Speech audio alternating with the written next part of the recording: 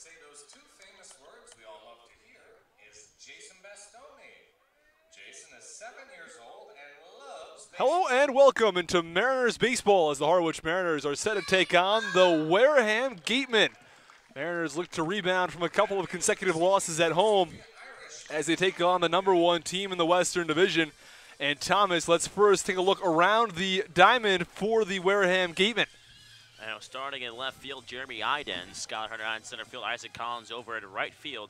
Over at third base is Austin Shenton. Crowley over at shortstop. Sahid Valenzuela over at second base. And Lockhart playing first with Miles doing the catching this evening for Tyler Keesor. And the starting lineup for the Harwich Mariners this evening. Batting first and playing shortstop, Tanner Morris. Batting second and playing center field, Chris Gallen. Batting third and playing third base, Aaron Shunk. Batting fourth and playing first base is Andre Lipsius. Batting fifth, the designated hitter is Brad Debo. Batting sixth, the second baseman, Danny Casals. Batting seventh, the right fielder, Ben Norman. Batting eighth and doing the catching is Mason Meadows. And closing out the order and playing second base, is Nate Eichhoff. We're just moments away from baseball. As we take a look at the pitcher, Tyler Keesor, what do you look for out of him tonight? Well, Keesor is making his first start this evening. Has 7 appearances all from the bullpen. Is 0-2 with a 4.32 ERA coming. He does have 1 save. An 8-inning third innings pitch. He only has 3 walks and 12 strikeouts. He last pitched against Shanna back on July 11th, where he pitched 2 innings, 2 hits, and 4 strikeouts. And so far, his longest outing this year has been 2 1/3 back against the Mariners back at June 16th, back at White House Field. So again, he's a guy that's only gone 2 1/3 so far, but again, he has been a starter back at school. He played at a JUCO college and now will be coming into the University of Miami. So he's a guy that can pitch the lights out. So we'll see if the Mariners bats can get going here against the Gatemen. And leading things off for the Harwich Mariners, Tanner Morris. Had an interview with Morris yesterday, and it will be posted as part of Mariners Monday tomorrow. As he digs in from the left side, he reached base in 22 consecutive games. The first one he did not reach base in was yesterday's game where he was 0 for 1 with an RBI. As the first pitch is in there for a strike on the outside corner. Fastball from Tyler Keesor to get things going. Back on June 16th, Mariners defeated the Gatemen by a score of 2-0. 0-1 pitch misses inside, and the catcher Millis couldn't hang on to it, so it goes all the way to the backstop. Back on June 16th, Morris had both runs for the Mariners. 1-1 delivery, swung on, a high fly ball to right field. Goldfarb headed back to the track, to the wall. You could say goodbye. A leadoff solo home run off the bat of Tanner Morris puts the Harwich Mariners on top in the top of the first inning. And Tanner Morris continues to rake for the Harwich Mariners. He's a guy that's really been a nice addition to the top of this lineup and has really been a nice steady player for the Mariners all season long. To start things off, it's a solo jack over to right field. And that's a nice start for the Mariners. Again, they didn't score first yesterday and were defeated by the Anglers 8-3. So it's good to see the Mariners get the bats going early. Tanner Morris hit just 2 home runs back at Virginia this past season. And this is his first home run in the Cape League. First pitch to the right-handed hitter, Chris Gallen, is a fastball in there for a strike at the letters, count 0-1.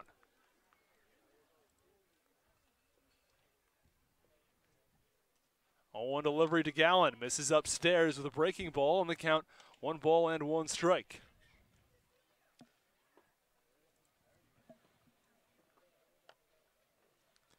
Now the 1-1 pitch, fastball runs up and in, and the count 2 balls and 1 strike on Chris Gallen.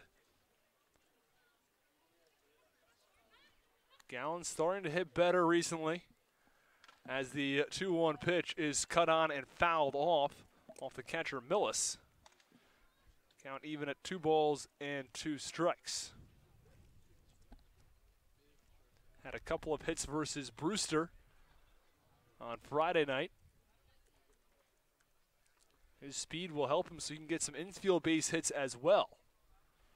A lot of balls hit over to the left side to the shortstop and third baseman can go for hits. As the 2-2 pitch is swung on, a high fly ball foul out of play down the left field side.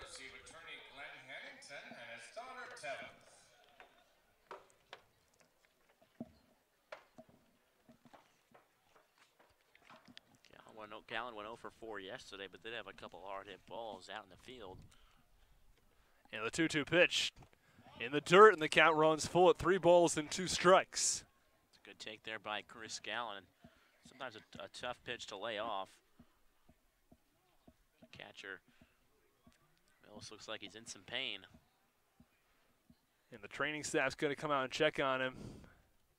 Might hit him right on the cup, and that's a very uncomfortable spot to get hit.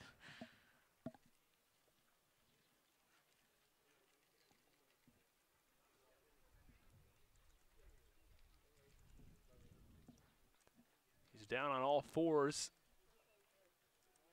I believe you're correct in what you said. Stoppage in play. They'll wait for the pain to subside. The catcher, Millis. Mariners led off this game with a solo home run off the bat of Tanner Morris, his first home run of the season on Cape Cod.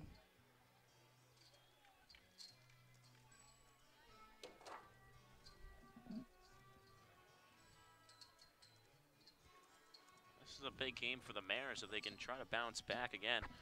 Both meetings so far, they play each other 4 times. This is the 3rd meeting out of 4.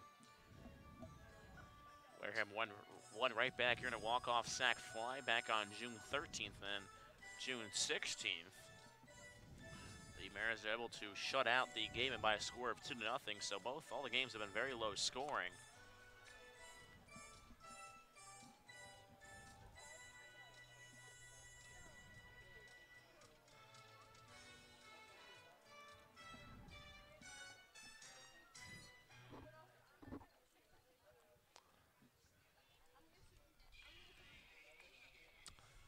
And Mill is still down on the ground.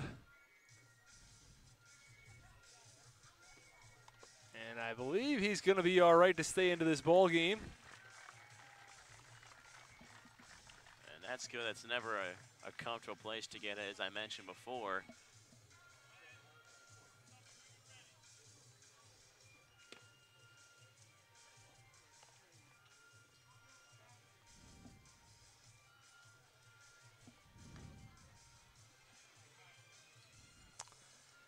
And Chris Gallen will step back into the right-hander's batter's box.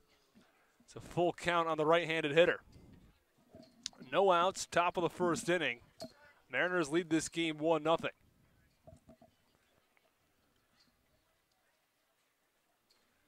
Payoff pitch from Kezor. Swung on a line drive towards right field. Running over is Goldfarb. He's able to make the catch for the first out of the inning. That ball looked like it was headed over towards right center field, but Goldfarb went over and made a nice catch. That was a hard hit ball by Gallen and just didn't quite find the outfield grass. Now it's Aaron Shunk's turn. The 3-hitter in the Mariners order. Digs into the right-hander's batter's box.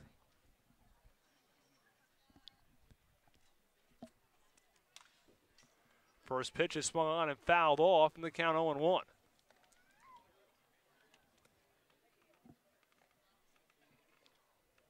First inning, one of the toughest innings for a pitcher and the team in general, as it yields the most runs in a game, usually in the 1st inning. The 0-1 pitch swung on and missed, and the count 0-2. Shunk only had 2 at-bats yesterday, was substituted after the 4th inning. Went 0 for 2, but same thing for Tanner Morris. Also only had 2 plate appearances. 0-2 delivery, misses low. The count 1 ball and 2 strikes.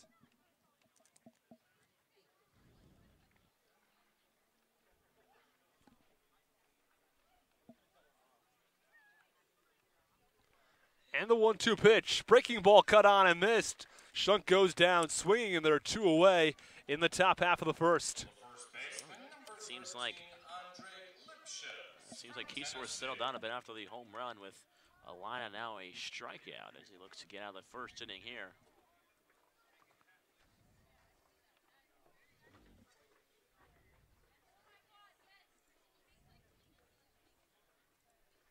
First pitch to Andre Lipsius, the cleanup hitter of the Mariners order, misses upstairs for ball 1, and the count 1-0.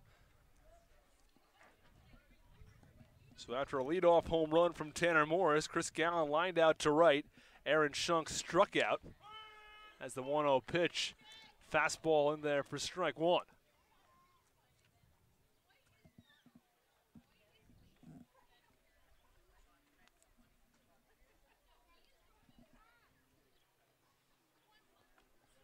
One delivery. This is upstairs, check swing. Motion over to first. They say he goes around, and the count 1-2 strikes on Lipsius. Tough pitch to lay off. Fastball up in the zone. See what Kiesler goes to here. The 1-2 delivery. Misses in the dirt, and the count 2-2. Looked like a fastball in the dirt there. Let's see if he goes back to the breaking stuff. Or maybe goes back to fastball elevated up in the zone. Or out of the zone. The 2-2 pitch from Kiesler. Misses inside and low, and the count runs full at 3-2 strikes.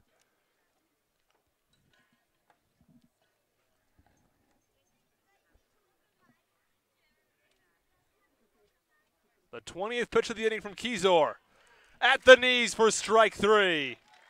Lipsius not a fan of the call, but he goes down looking. The end of the top of the first. It's the Mariners 1 and the Gatemen nothing after a solo home run off the bat of Tanner Morris. You're listening to Mariners Baseball on the Harwich Mariners Radio Network.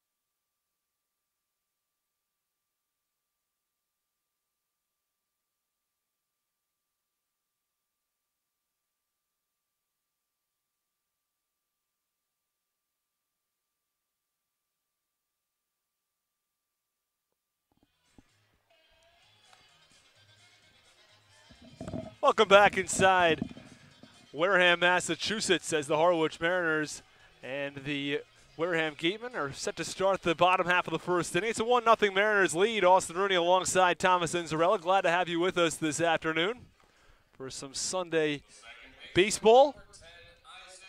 On the mound for the Harwich Mariners tonight is Danny Poitamani, making his first start of the Cape Cod League season. And on the Cape, but before the Cape, back at Stevens, he had 10 starts earlier this year in 12 appearances. Poitamani so far, 2 of his appearances come against the Gatemen. First pitch to the leadoff hitter Isaac Collins is swung on and fouled off over the Wareham Gatemen bullpen on the first base side. And Thomas, take us around the diamond for the Harwich Mariners. Starting left field, that Eichhoff, Chris Gallen out in center field, Ben Norman in right. Aaron Shunk over at third, Tanner Morris at short, Casals at second, Lipsius at first, and the Georgia Bulldog Mason Meadows doing the catching for Poitamani. And the 0-1 pitch is in there for a strike, and the count 0-2 strikes on Isaac Collins. Starting lineup for the Wareham Gatemen, batting first and playing second base, Isaac Collins. Batting second and playing shortstop, Sahid Valenzuela. Batting third and playing first base, Austin Shenton. Batting fourth, the left fielder, Jaden Idens. And the 0-2 pitch misses low into the dirt, and the count 1-2. Batting fifth, the right fielder, Jacob Goldfarb. Batting sixth, the designated hitter, Pavan Parks. Batting seventh, the third baseman, Ryan Kreider. Batting eighth, the catcher, Andrew Millis. And closing out the order and playing center field is Skylar Hunter. The 1-2 pitch to Collins. Fastball misses upstairs, and the count 2-2.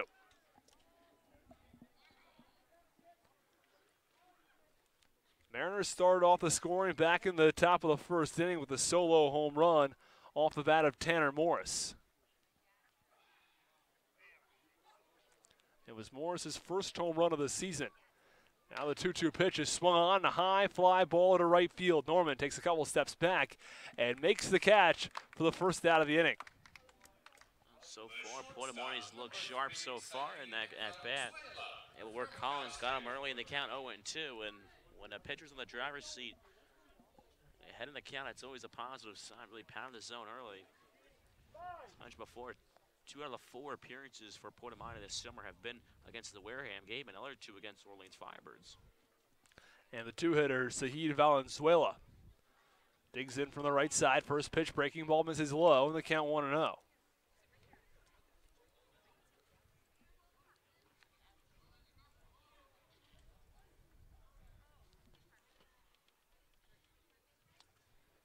The 1-0 delivery, fastball swung on, a high pop-up foul over the Mariners' dugout. Count 1-1 strike tonight. The broadcasting crew, Thomas and I, are located directly above the Harwich Mariners' dugout, sort of a cage, if you will. Got netting all around us in this elevated position. The 1-1 pitch is swung on, a high pop-up foul out of play down the first base side. It's definitely one of the more interesting spots on Cape Cod, and probably, at least in my perspective, one of the better ones.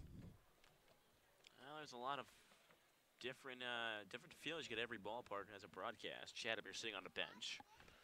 1-2 pitch swung on, a ground ball over towards short, fielded by Morris. He'll toss across the diamond. They're 2 away, as it's in time to get Valenzuela. 2 up and 2 down to start the bottom half of the first inning.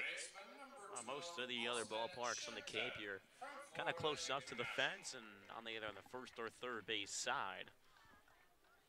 Sometimes crammed on space as well. We do have netting here. Sort of a replacement for a chain link fence almost, providing some protection.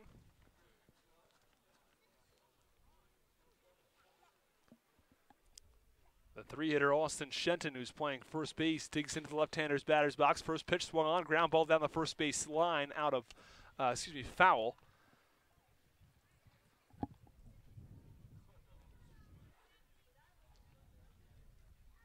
And Poitamani, who again started 10 out of his 12 appearances back at Stevens, making his first start on Cape Cod. But so far, he's been pretty good on Cape Cod, as the 0-1 pitch is in there for a strike, and the count no balls and 2 strikes.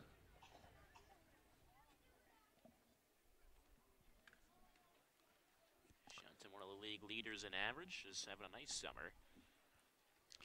Flipping through the lap card, and last time the 2 teams played, Shenton was in the 8-hole. 0-2 spot. This is low in the dirt, and the count 1-2. Danny Poitamani, in 7 1/3 innings of work, has allowed 3 hits, 3 earned runs, and 5 walks. So walks have generally been the issue for the left-hander, but he's done a nice job in terms of limiting the hit count. The 1-2 delivery. Breaking ball misses low and in the dirt. Check swing by Shenton, but he's able to hold up. Count 2 balls and 2 strikes.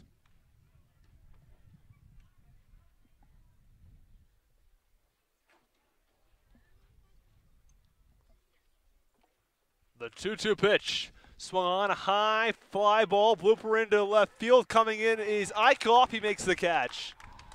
A nice running grab from Nate Eichhoff to end the bottom half of the first inning. After 1 inning of play, it's the Mariners 1 and the Gateman nothing. You're listening to Mariners Baseball on the Harwich Mariners Radio Network.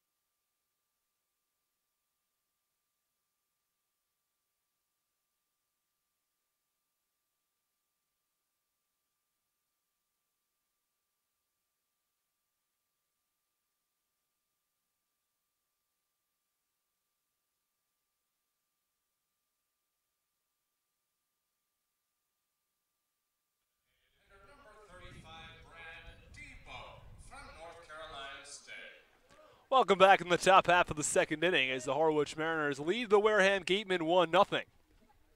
Scoring start on a solo home run and a leadoff home run for that matter from Tanner Morris. The top of the first inning, first pitch to the 5-hitter, Brad Debo. It's a fastball on the outside corner for strike one.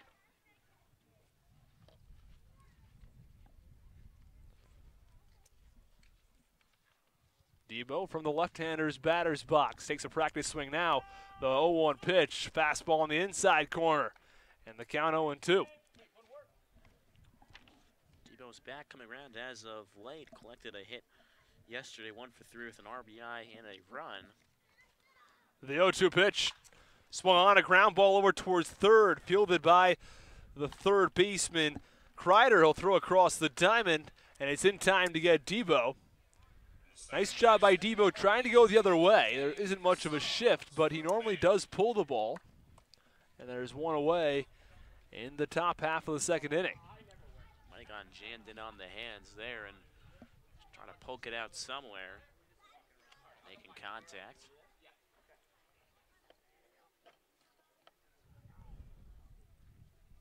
And Danny Casals, right-handed hitter, takes a fastball for strike one.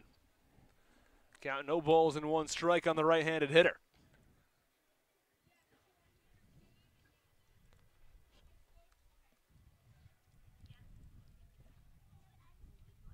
Keyser gets a sign from Millis. Now the 0-1 pitch is swung on. A line drive into right field. It's going to get by the right fielder, Goldfarb. Rounding first and heading into second base is Danny Casals. It'll be a single and an error. And there's a runner on second with one out in the top half of the second inning. A nice solid hit by Casals. He had a double yesterday. We saw a hard hit double down the right field line, and first at bat this game, pokes it out towards the right field and just getting by the right fielder Goldfarb for a base hit. Runner on second base, one out. 1-0 Mariners lead. As Ben Norman, the left-handed hitter, digs in. First pitch, fastball at the belt for strike one.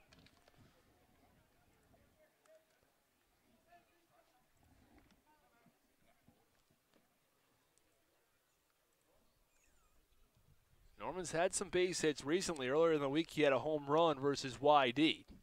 0-1 pitch. Misses inside, and the count 1 ball and 1 strike.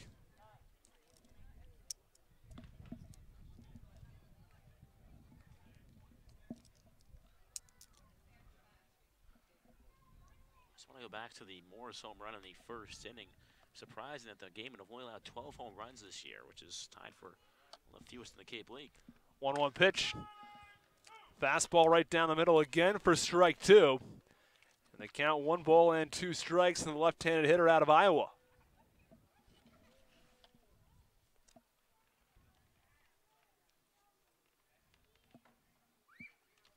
Norman had a really strong freshman year. Numbers weren't quite as good in his sophomore year at Iowa as the 1-2 pitch is swung on, a high chopper over towards first base, but it goes foul at the last second, and the count remains 1-2. Wouldn't have been a bad ground out for Norman if that stayed fair, because it was a high chopper towards the right side of the infield, and Casals would advance at least another 90 feet, even though there would have been 2 outs. They will move over towards third base. Mariners have struggled to get runs across the plate over the last couple of games. They'll play small ball if they need to. And the 1-2 pitch, swung on and missed. Fastball blows it right by him, and there's 2 away in the top of the second inning.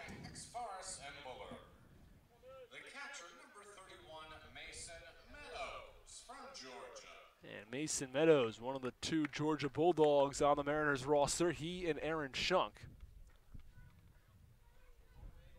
As the right-handed hitting catcher digs in.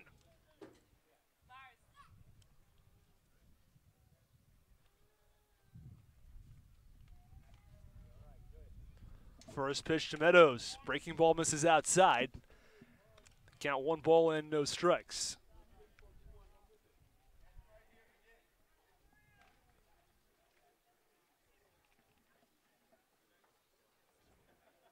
Keyser It's a sign from Millis. The 1-0 pitch swung on, a high fly ball to center field.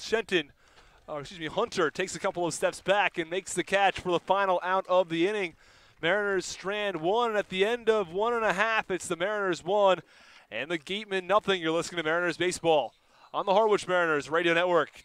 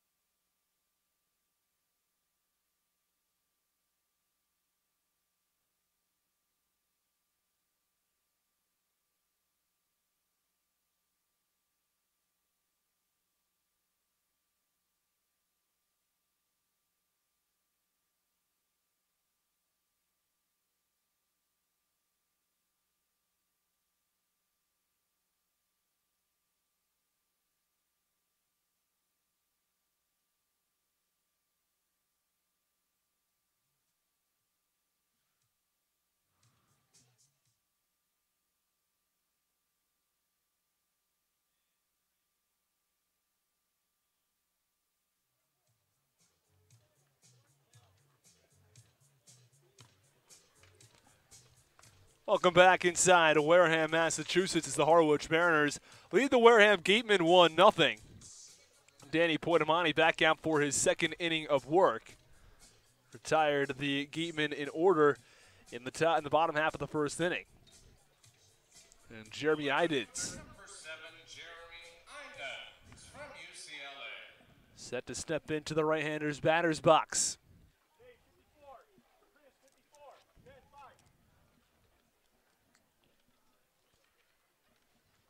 And the first pitch from Poitamani. Fastball misses outside, and the count 1 ball and no strikes on Iditz.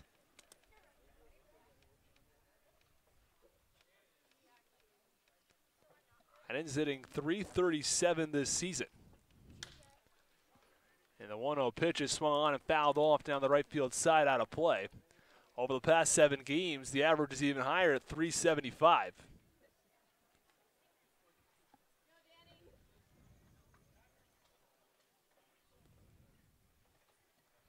The 1-1 delivery from Poitamani. Breaking ball cut on and missed, and the count 1-2.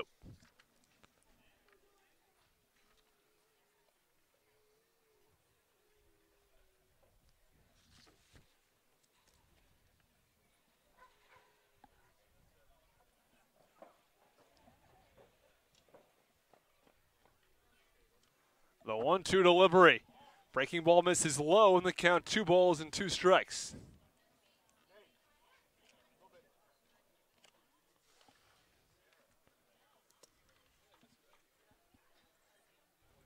Base path's empty, no outs. Bottom of the second inning. 2-2 pitch. Fastball misses outside, and the count runs full at 3-2. Mariners lead this game 1-0 after a solo home run to lead things off in the top of the first for Tanner Morris. And the payoff pitch swung on, a high fly ball to center field. Chris Gallen takes a couple of steps over to his left and makes the catch for the first out of the inning. Yeah, it's been the offensive game so far. Mariners have all the hits up to this point, and Poitamani retired the first 4 hitters of the game as the Mariners, again, they scored the home run off of Morris's bat, and they have 2 hits to this point. It's a dangerous Wareham lineup that so far hasn't found their way. The Mariners have not had many off days recently, as the first pitch misses low for ball 1. That just means they're just not going to have as many arms available out of the bullpen this evening, because the bullpen has been used quite frequently.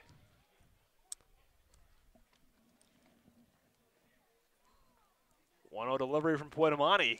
Runs well upstairs and inside. Hits Goldfarb on the back. There's a runner on first base with one out. First escapement runner to reach to this point. Poitamani's pitched a good game a great game so far.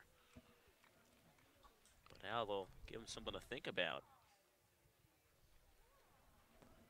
And Pavin Parks kicks around some dirt in the left-hander's batter's box.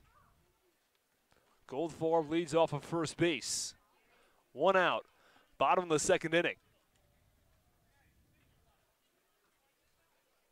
We're directly above the Mariners' dugout for tonight's game.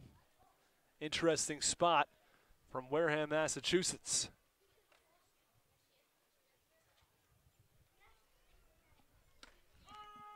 And the first pitch to Parks, fastball in there for strike one. Spillane Field is a unique ballpark in itself. Graveled infield. The other thing about the infield, all infield grass, actually the infield grass on the first and third base line is the fair and foul line as well. As the 1-1 pitch misses, or the 0-1 pitch misses, count 1-1. So down the third base and first base line, if it's on the grass, it's in fair territory. If it's on the gravel, it's in foul territory. Normally the base paths have the line going right down the middle. Not here, as the 1-1 pitch is a fastball cut on and fouled off. And the count 1-2. Poitamani has had decent control so far. He's had 14 strikes, 11 balls. He's had one pitch that got away from him that got up and in and hit Goldfarb. Runner goes, 1-2 pitch, cut on and fouled off to the backstop, and the count remains 1-2.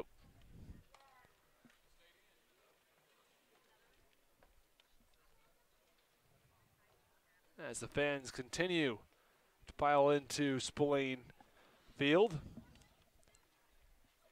Originally, the attendance was quite light, but started to fill up on a Sunday afternoon in July. The 1-2 delivery, breaking ball swung on, a line drive into center field for a base hit.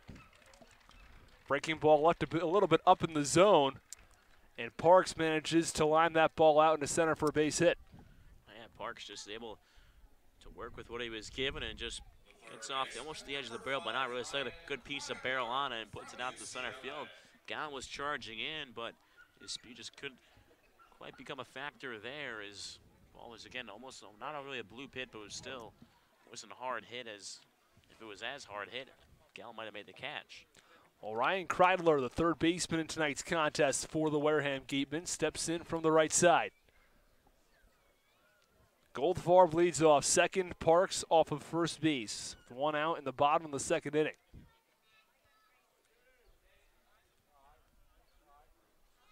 First pitch from Poitamani. Swung on and a high fly ball to right center field. Gowan will give way to the right fielder, Norman, who ends up making the catch for the second out of the inning in deep right center. That was a big catch by Norman out there in right center field gap. And again, that's why Coach Egger goes through a couple of speeches out in the outfield. And that's just another reason why, because that gap was right in the alley in right center field. And Norman able to track it down as both runners were almost thinking about advancing there. As Goldfarb was almost towards third and Parks almost towards second. They had to retreat back to their bases because Norman was able to make the catch, and he was fighting the sun out there as well. Park is very deep here in Wareham. Out in center field, it's 412. In left center field, it could be as deep as 425, 430.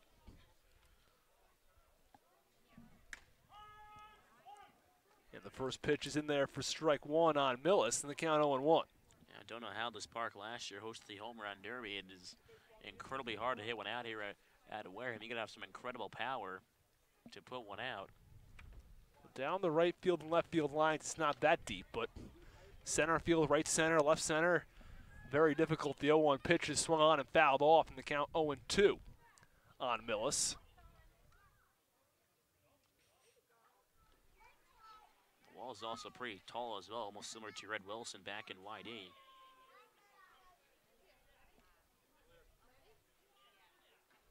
0-2 pitch, cut on and fouled off to the backstop. Count remains 0-2. So here in Eldridge Park are two of the more difficult ones to hit home runs.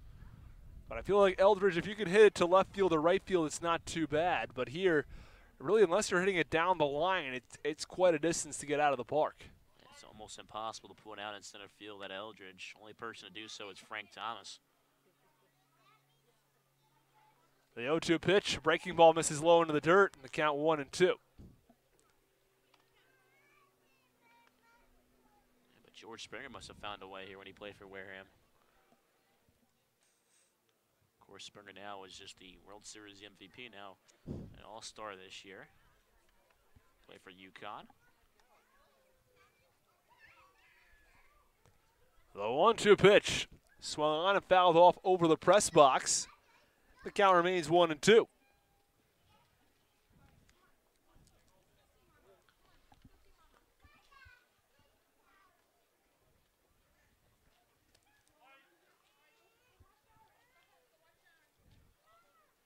Runners on first and second, 2 outs. 1-0 Mariners lead. The 1-2 pitch cut on and fouled off right over the on-deck circle, where Hunter stands and takes a couple of practice swings. He was forced to duck out of the way.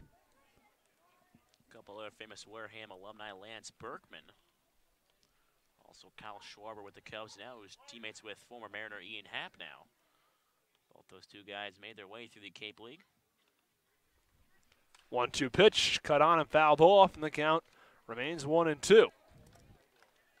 As Millis is working Poitamani. Poitamani has thrown 35 pitches through an inning and 2/3.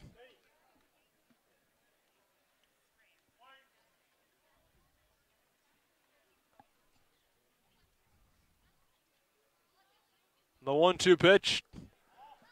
This is in the dirt.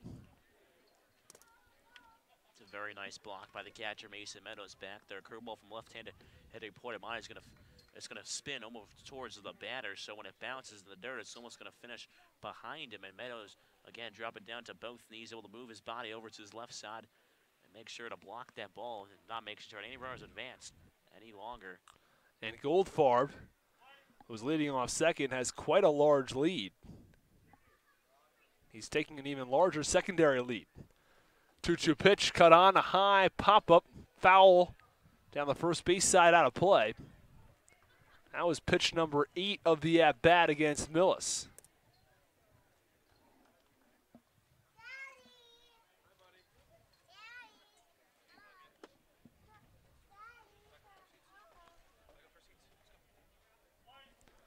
Goldfarb off second.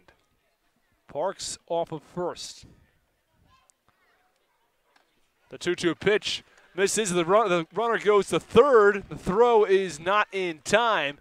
And it's a double steal for the Wareham Gatemen as the pitch misses for ball 3. Now the runner's on second and third with 2 outs as both Parks and Goldfarb advance into scoring position.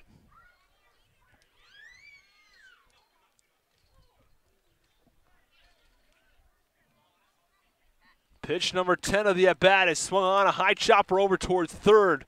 Fielded by Shunk, will toss over to first. It's in time, and that will do it for the bottom half of the second inning. After 2 innings of play, it's the Mariners 1 and the Gatemen nothing. You're listening to Mariners Baseball on the Harwich Mariners Radio Network.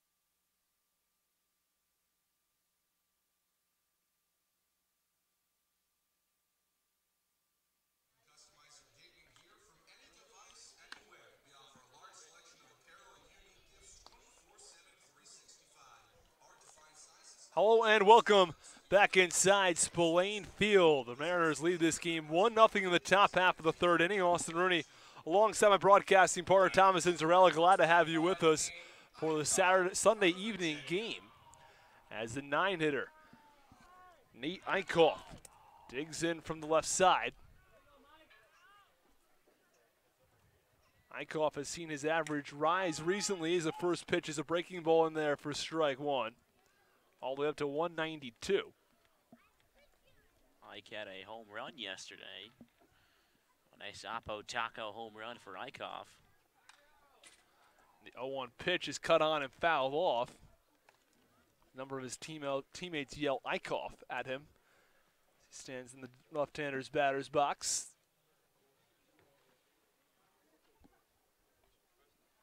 Ever since his rough start to start the season, he's hit .311.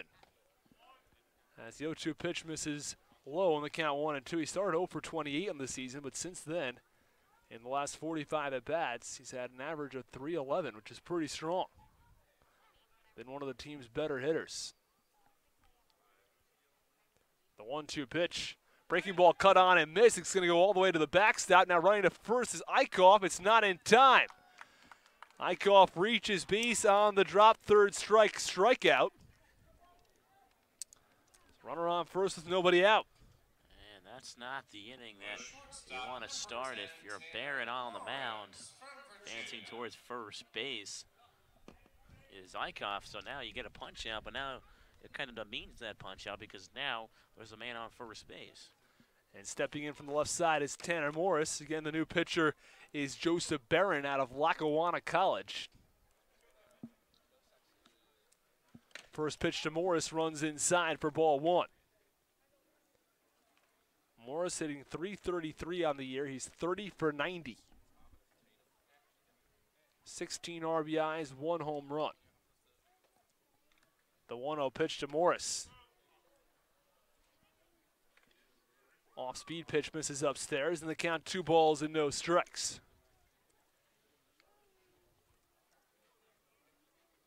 Eichhoff off of first base, no outs, top of the third, a 1-0 Mariners lead. The 2-0 pitch, fastball right down the middle, and the count 2-1. Morris hit the home run back to lead things off in this ball game. Solo shot to right field. Put the Mariners on top 1-0. 2-1 pitch, swung on, a foul ball down the first base line, and the count goes to 2-2.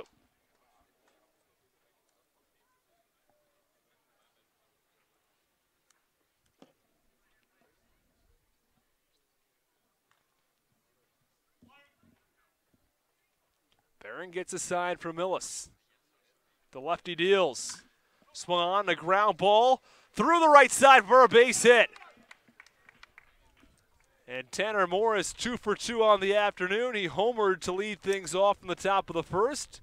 And now adds a single to his name in the top of the third inning. And the runner's on first and second with nobody out. A nice job by Morris just to hit one on the ground between the hole between first and second base and able to find the outfield grass. And now the Mariners looking like they're in striking distance again. They've runners on first and second with no outs. And the top of the heart of the order is coming around.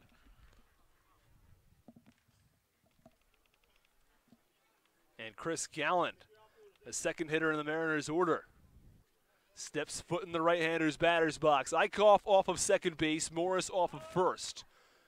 No outs, top of the third inning as Millis will jog out to have a chat with the pitcher Barron.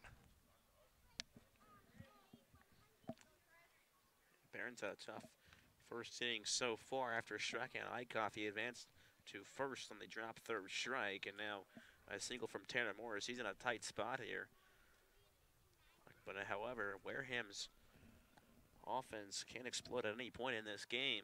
So that's why for the Mariners, you want to put them away early. Make sure to put maybe 3-4 run, 5-run differential between you and the opposition. And the pitch to Gallant, bunt down the third base line. It's fielded by Kreidler, throw to first, not in time. And the second baseman Collins covered first as the first baseman Shenton was pinching in on the grass. And the third baseman, Kreidler, got to that ball to throw over to first base. It wasn't in time as Collins was covering, and they both touched the bag at the same second. And Gallen called safe at first base. The bases are loaded with no outs in the top of the third inning. A nice job of the Mariners coaching staff opting to run the wheel play and have Gallen bunt, especially with his speed. The second baseman, Collins, came over because Shenton was charging it also. Bases loaded, no outs for Aaron Shunk. Not exactly who the Wareham Gatemen want to see. First pitch is Shunk, breaking ball in there for strike one, despite the fact the catcher Millis was crossed up on that play. I think he was looking fastball, then realized it was a breaking ball, moved his glove down at the last second.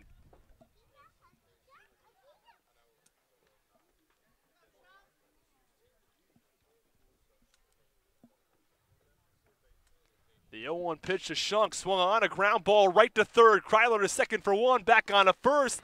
It's a double play. They go around the horn 5-4-3, but Eichhoff scores in the process, and the Mariners lead this game 2-0. Yeah, the Mariners do get a run across, but I think the Gatemen will take that as they trade outs for runs, able to get 2 outs in that play. I think they'll be satisfied with that and not trying to go home and just get 1. So 1 run comes in for the Harwich Mariners. 2 outs, top of the third inning. Pitch. This is upstairs for ball 1.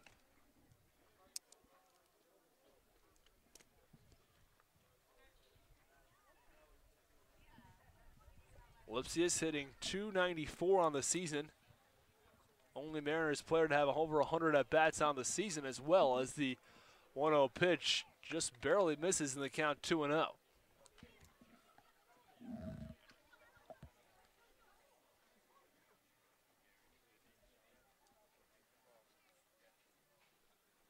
Two-0 delivery. Fastball in the upper part of the zone, and the count 2 balls and 1 strike.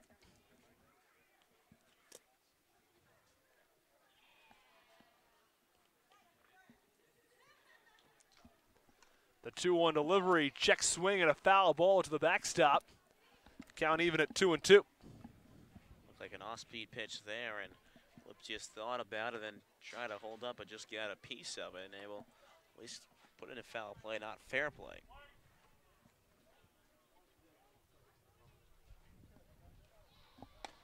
And the 2-2 pitch, breaking ball swung on and missed, struck him out to end the top of the third inning, but not before the Mariners plate 1 and lead this game 2-0 at the end of 2.5. You're listening to Mariners Baseball on the Harwich Mariners Radio Network.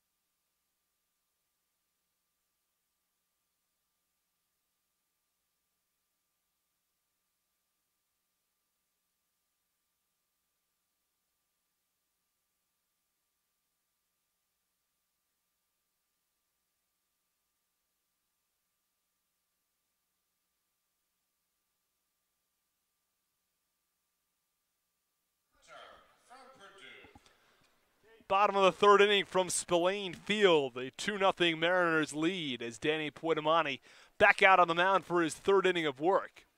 He's taking on the 9-hitter Skylar Hunter. First pitch to Hunter is swung on, a high fly ball to center field. Gallen going back and makes the catch in deep left center field. That ball was hit over 400 feet off the bat of Skylar Hunter, but out in left center, as I said earlier, it's probably 425, 430, and Gallen was still 20 feet short of the wall, and he was able to make that catch. We talk about having a speedy outfield and playing here at Spillane. You need that speed out in the outfield to cover a lot of ground. Again, a lot of ground to cover, especially with how far the fence is in left center field. Back to the top of the order. Isaac Collins digs in from the right side. First pitch, fastball on the outside corner for strike one. Poitamani has thrown 40 pitches on the evening.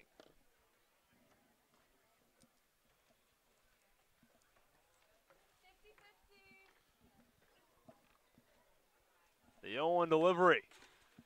Cut on and fouled off to the backstop, and the count 0-2.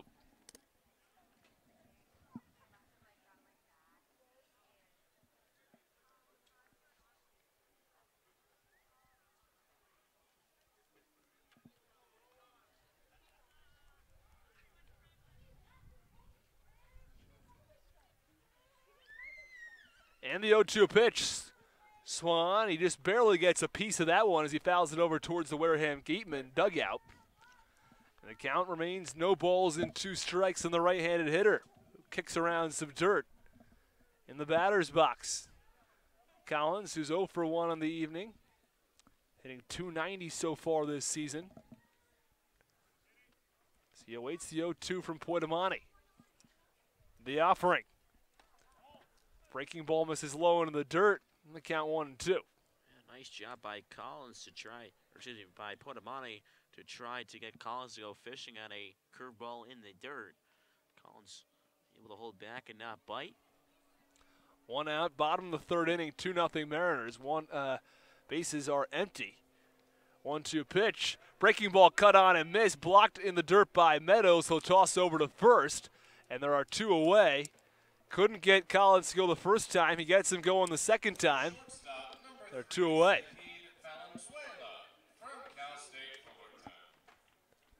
And Sahid Valenzuela, right-handed hitter, digs his back foot into the right-hander's batter's box. Base path's empty, 2 outs. Bottom of the third inning.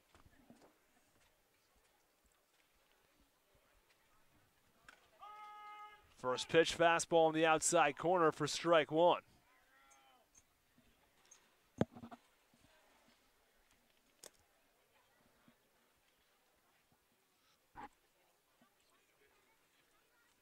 The 0-1 delivery, fastball upstairs, count 1-1.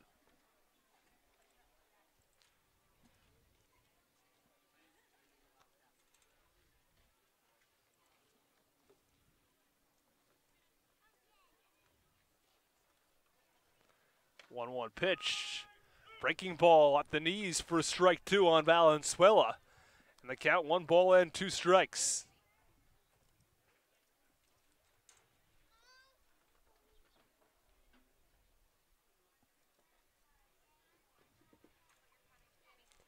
The 1-2 pitch. Breaking ball misses low into the dirt, and the count even at 2-2.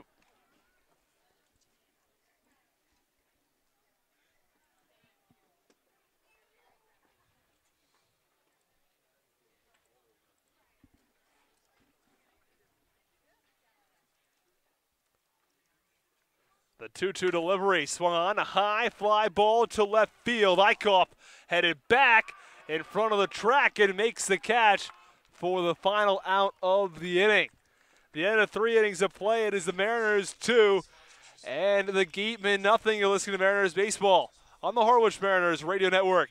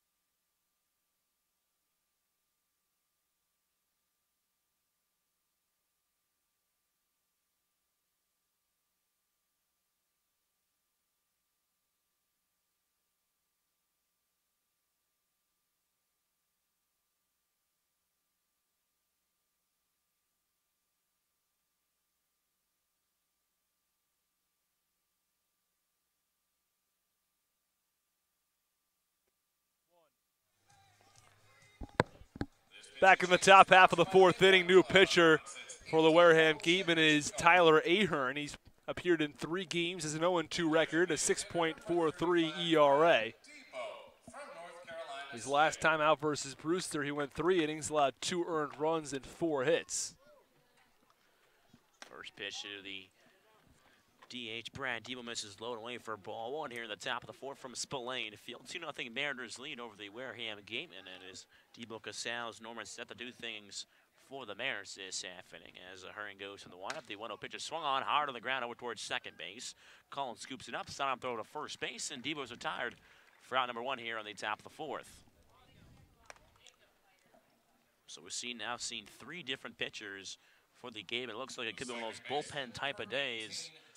You can see that on both sides as well after Portamante leaves. See a couple guys going maybe 1 or 2 innings, or just a collection. Guys going 3-4 innings. First pitch to Casals is an Anthony's for strike 1. Game it wearing their home maroon and black with white pants. The Mariners this evening have gone with their BP alternate navy blue and a gray striped pants.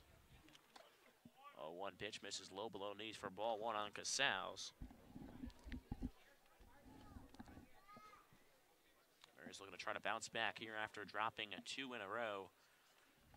1-1 pitch to Casals, runs off to play on the outside corner for ball 2. Count is 2 balls and 1 strike on Casals. Casals singled back in the second inning, and he was able to advance towards second on the air while the right fielder Goldfarb plays later strand over at second base as a 2-1 pitch is swung on and fouled off over the press box area as it jumps over a few cars out there behind him, went into the woods. I hope it didn't hit the hood of the car, although it looked pretty close. It did not, just missed. It's a dangerous spot to park over there. The 2-2 to Casals. But just once more fouled over, this time over the bleacher side, just next to the Wareham dugout. Silva Dugan at 2 balls and 2 strikes. Nobody on, 1 out here in the top of the 4th. 2-0 Mariners lead, and thanks to the Morris home run to start things off, and then an RBI from Aaron Shunk after ground to a double play as the 2-2 pitch misses low and outside for ball 3. Count runs full. Ahern, a native of Jupiter, Florida, plays his college ball at Florida State. You mentioned his stats earlier. He's had a rough season on the Cape so far. Made 1 start, though, as 3-2 pitch misses upstairs for ball 4. And Casals will take his base over at first. Casals leads the Mariners in walks. That was number 15 on the season from the right-handed hitter.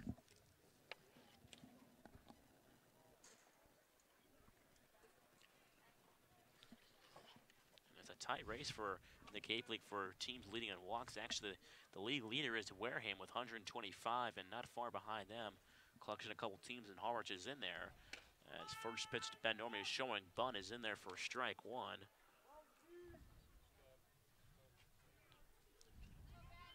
Nicknamed Benny by Coach and the rest of the team. Similar to Andrew Benintendi. He goes by, for the Red Sox, also by Benny. Supposed to play for the Falmouth Commodores, but was selected in the draft as checking over Casals at first base is Ahern, and back in safely is Casals at first in the dirt, or I should say gravel here in the infield. Whole infield from at Spillane Field is made of gravel. Except the batter's box and the pitcher's mound, those are both dirt. They're almost like a clay type, you know, it's a lot of like quick dry looks like in there. As the 0-1 pitch misses below the knees for ball 1, count as 1 ball and 1 strike. It's not a good looking infield. I mean, just to put it pretty bluntly, it doesn't look great. I'm not a fan of the gravel. I think that, you know, especially the entire infield grass, or at least on the baselines, are what determines fair and foul balls, too. 1-1 pitch is fouled back into the screen for a strike 2, count as 1 ball and 2 strikes. I think there's a difference is by gravel here, you're able to play games that where it might be rained out. So Wareham really never has any rainouts because they'll always have a tarp on the home plate and the pitcher's mound, and gravel will just absorb the water, whereas the dirt will just mix it all together. That's the only positive about having gravel. You get to play more games, not really any rainouts. As Ahern kicks in, deals the 1-2 pitch to Norman, misses fastball, misses Down the dirt for ball two count is 2 balls and 2 strikes. If I recall correctly, wasn't there almost a rain out here in the second game of the season? There almost was. If it's downpouring, then no, but you can't play a game, but it was not. So the Mariners were able to come out here to Wareham and play. So Hearn backs off the rubber for a second. He readjusts himself, wipes sweat off his cap. Count has 2 balls and 2 strikes. Here with 1 out, Casals off of first. Ben Norman, the hitter. Righty-lefty matchup. The 2-2 pitch is rolled over on the ground towards the first base coach's box, and we'll find the fence down there.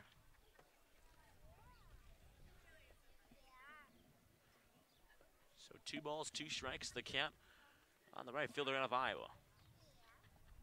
Norman so far, he struck out in the second inning. Bears looking to get a big win here against the game, and so far 1-1. Where's the game in this year? They split both their respected home parks. Wareham winning here on a sac fly back on June 13th. June 16th, Mariners won 2-0 at White House as 2-2 pitch runs up and away for ball 3 count now is full on Norman. And this is the second back-to-back full count now that has been worked. Casals worked a 3-2 count, able to get on with a walk, and Norman looking to do the same here or get on with a base hit. Hearn comes set. The 3-2 pitch, swung on and miss, and snap throw back to first. It gets past the first baseman, Shenton, and Casals will cruise into second base. It's on the strikeout. Ben Norman actually lost the bat for a second, and the catcher, Millis, throws the ball over towards Shenton, just a little bit out of the way of Shenton as Casals was trying to get back in. So it heads all into right field, and now he's over at second base now. Yeah, you know, it happens pretty frequently on Cape Cod. Well, these catchers will try to throw down to first base, second base, wherever, and try to pick off a runner who has a little bit too large of a lead. And sometimes it's not the throw, sometimes it's the fielder's fault who's just not really aware. But as a catcher, you also have to see if the fielder's not aware, you can't throw it down to the base. First pitch is in there to Mason Meadows for strike 1. I know sometimes as a catcher you're told just to throw it to the base, especially if you see that the runner over at first is getting a large secondary lead. I guess there was no fair warning from Millisar. He didn't try to fake throw there at one time as the 0-1 pitch runs up and out of the zone for ball 1. Count is 1 ball and 1 strike. Meadows flew out back in the second inning. Straightaway center. Looking to drive in Casals off of second base.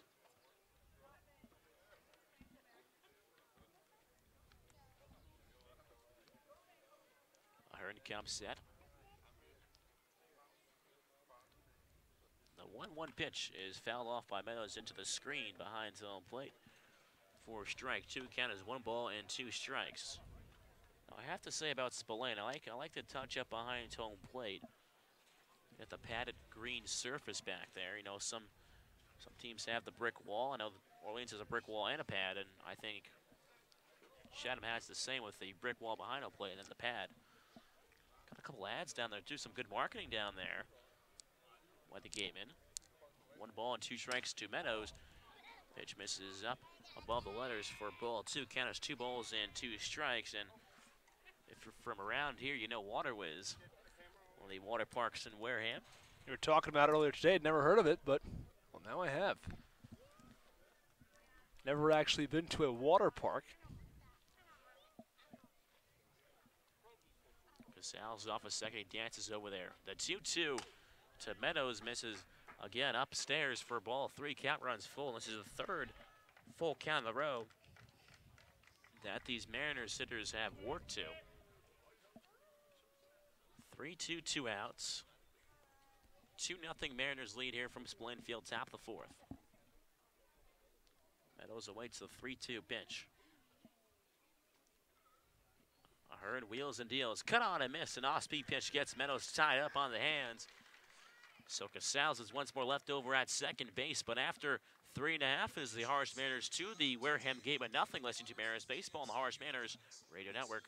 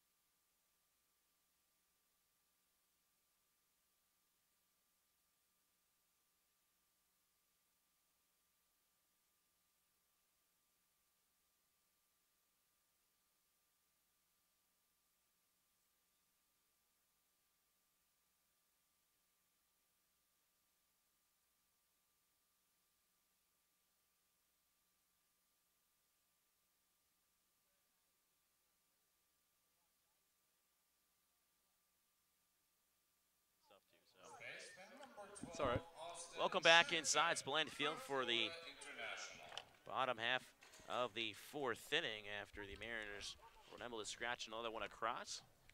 And Poitamani back in the game for the Bears for his fourth inning of work. First pitch runs upstairs to Austin Shenton for ball one. Poitamani 50 pitches into his outing to start the fourth inning. 33 strikes, 17 balls. Pretty good control after he started the game, just 13 strikes, 11 balls. Final pitches in the strike zone for strike one to Shenton. Kenny is back up at 1 ball and 1 strike. And I'm sure the Mariners are looking for Poitamani to go as deep into this game as possible. Only have a few relievers available this afternoon. Good location by Poitamani with the fastball. Just misses a hair below the knees for ball two. And back actually in Brewster right now, Orleans is beating the Brewster Whitecaps. Give you some more details in a second as 2-1 pitch is fouled back into the backstop for strike two. And here in the 8th inning, 7 scoreless by Mitchell Sanger. He actually has a perfect game going on right now, and he's only at 81 pitches through 7 innings. That game is in the top of the 8th, 3-0 Birds lead over the Whitecaps, so that's something to keep an eye on. Of course, Mariners threw a combined no-hitter in final 7 innings against Bourne. That's a 2-2 pitch is lifted out over play over on the Mariners dugout side. Count remains 2 balls and 2 strikes. Look around this league for score update. 8-0 Falmouth over the Cotuit Kettleers, as you just mentioned. The Orleans Firebirds blanking the Brewster Whitecaps 3-0.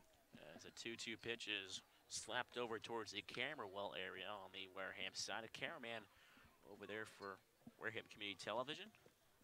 In the top of the 3rd inning, Hyannis up by 1 over the Braves, 1-0, and then game yet to begin is between the YD Red Sox and the Chatham Anglers. 2-2 pitch to Shenton, lifted high in the air towards left field corner. Eichhoff going back a few steps to the warning track, and he's able to make the catch on the run. And Shenton is retired here for the first down, the bottom of the 4th. Eichhoff had to truck a long way to get that ball, fighting the sun, almost going onto the warning track area, but able to make the catch out there in left field.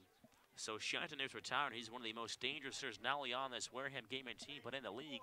Average at .395.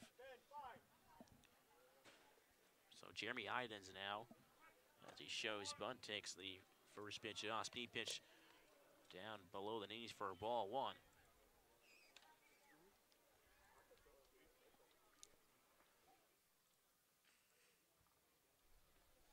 Idens with a .337 average, 1 home run, 18 runs batted in. Takes the 1-0 pitch once more down in the zone for ball two. Idens flew out to center field his first time up.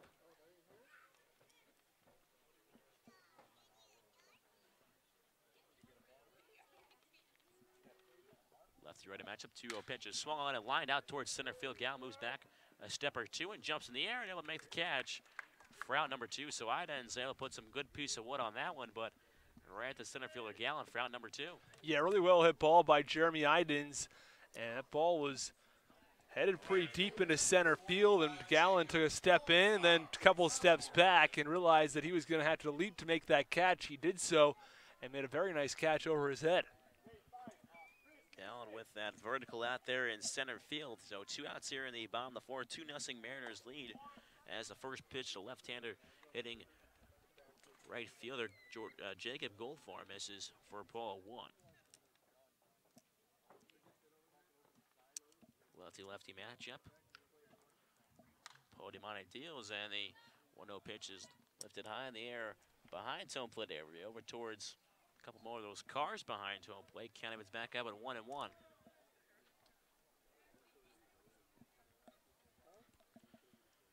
As we mentioned before, Wareham top in the Western Division as the 1-1 pitch is ground over towards second base on the ground. Casales over to his left side, throw over to first base, and Goldfarb is retired. So another 1-2-3 inning worked for the southpaw Danny Poitamani, and after forward is the Harwich Mariners 2. Wareham gave in nothing. Listen to Mariners baseball on the Harwich Mariners Radio Network.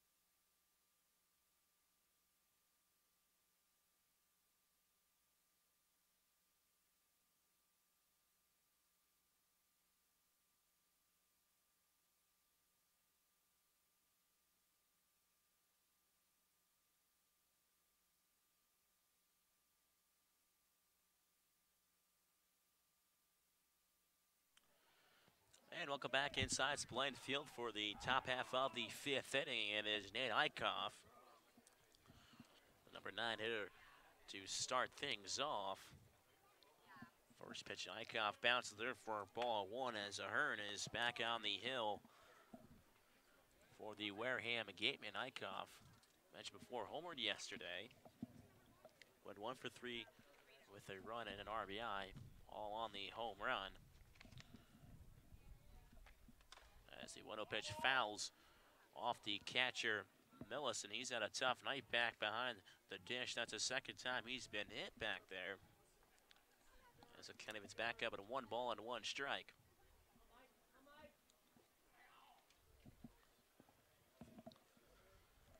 Nickname Ike, but we have to find where Mike is. Of course, the candy Mike and Ike.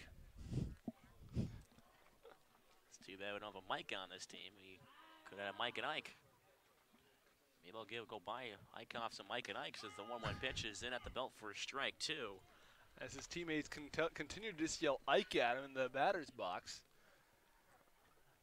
I'm telling you, I might have to get an interview with him, and then I'll bring up a box of candy and say, aren't you Ike? So here's some Mike. Or something like that. I don't know. 1-2 from Ahern to Eichhoff. Pitch bounces there, and a good block by Millis. It hits him on the thigh. I feel bad for Millis right now. He just got hit again. Except he blocked it, but doesn't show any pain. But still, you know that the 90-something-mile-an-hour fastball on the thigh is not going to be pleasing. So 2 balls, 2 strikes, the count on leadoff man Eichhoff here at the top of the 5th. 2-0 Mariners lead. It's been Tanner Morris's home run so far that has made the difference. He's started the game off with a home run as the 2-2 pitch. Eichhoff was swung on a line foul over towards the first base side area on the right side of the infield. As the count remains 2 balls and 2 strikes.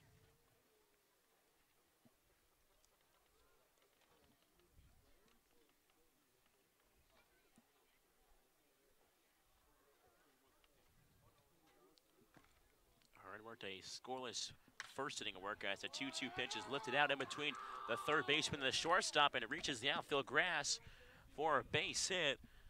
And Nate Eichhoff is on with a base hit for the first time this evening. He reached on a strikeout his last time out, and he scored. So he scored the only run, or one of the 2 runs for the Mariners this evening. Now he's on with a base hit. So, and he continues to hit well at the plate.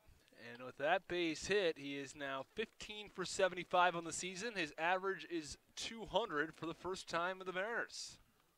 So now come back to the top of the order is Eichhoff to me back of Virginia, Tanner Morris. First pitch fastball misses up and out of the zone for ball 1. Morris so far has been just unable to be stopped. He homered and singled his 2 trips to the plate this evening.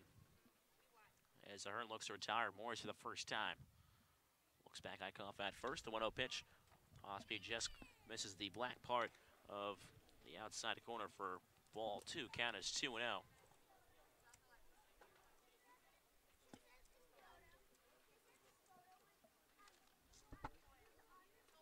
2 balls and no strikes is the count. 2-0 pitch runs well outside for ball 3, and Morris is ahead in the count 3-0. As I know right now, back in Brewster, Orleans, Sanger's going out for the bottom half of the 8th inning, and of course, out of Stetson, teammates with Austin Wood on the Mariners, and one of the best team ERA in the country this year is Stetson. We mentioned that yesterday on the broadcast. The 3-0 pitches in there at the belt for strike 1 on Morris.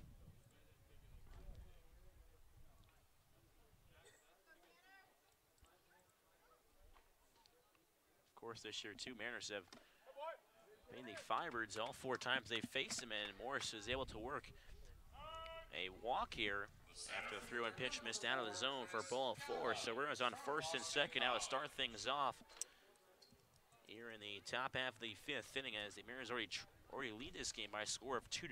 Maybe looking to pad their lead here. Yeah, runners on first and second with nobody out. Mariners have an opportunity to add a couple of runs. Couple of insurance runs, as this is a very strong hitting Wareham Gateman team. They don't have all their guys back from Team USA when they do, or if they do, depending on how many they will get back. This team will be the best team league in the Cape by a mile, but still, as of right now, they're still one of the best hitting teams on Cape Cod. First pitch to Chris Gallen, misses for ball one. He shows bunt again. This is deja vu all over again because this is exactly what Gallen did last time. With runners on first and second, he bunted over and was able to reach first base with no outs. So trying to do the same here with his speed, and why not? When it works one time, maybe it worked twice. Gallen hits away this time now, and fastball's in the inside corner for strike one. Calvin's back up at 1-1 strike. Kryler over at third, in on the grass, as well as Shenton over at first. So both of them may be charging in if there is a bunt. Hearn comes set, runners on first and second, no outs here in the top of the fifth. 1-1 pitch, off-speed pitch as Gallen was able to keep the hands back and just foul it out of play. Over the bleacher side. I think we mentioned this last time, but the marketing here in Wareham is genius. They've got the foul ball marketing. There's an attorney and his daughter, both of them. It's thanks to them. You can keep the foul balls. It's every 2 innings or so they're mentioning it. 1-2 pitch of Gallen is lined over towards the hole between first and second, is in for a base hit. Eichhoff rounding third will hold there. So they'll go station to station baseball, and Gallen gets his second hit of this evening, and now the bases are loaded with no outs, and it is danger time now. If you're a Hearn and the gateman, as you don't want to let the Mariners get any more runs, and you may be hearing this marketing again. It's continuing. It's a trip to the mound as the pitcher and everybody's going to get together and have a conversation out there, and they're talking about another advising firm that's going to be, giving you advice as Ahern has run into trouble in his second inning of work in the top of the fifth. After Eichhoff reached on a single, Morris walked, and then a single to right from Gallen. The bases are loaded with nobody out. A simple base hit could score 2 additional runs. The Mariners could even score a couple runs with a couple of outs. They manage a couple of sac flies. So Mariners are leading the game by a score of 2-0 from Spillane Field. For those of you just joining us, I'm Thomas Inzarello, alongside my broadcasting partner, Austin Rooney. Mariners looking to bounce back after dropping 2 games in a row, both to the Brewster Whitecaps and the Chatham Anglers. So now with the bases loaded and no outs here in the top of the fifth, it is Aaron Shunk who scored the other round, but he did ground to a double play. First pitch to Shunk, pitch misses down the zone for a ball 1. Shunk did have a RBI streak early in the year, which I believe reached around 8 or 9 games. 6 hits already for the Mariners, looking to tack out a few more. 1-0 pitch to Shunk is ground hard over towards second base, flip back for to Valenzuela. Valenzuela back on a first, and Shunk is retired. So a 4-6-3 double play, and another run comes into scoring as Eichhoff, for the second time this evening, scores on a double play. So far the game have been limiting the damage as what they have done as now back-to-back RBI double plays for Aaron Shunk. So he picks up RBIs 14 and 15 this evening. And now at 2 outs, Morris is off a third, and then it is Andre Lipsius working from the windup now is Ahern, and the first pitch of Lipsius is fouled out of play over towards the batting cage area on the first base side. Count is 0-1.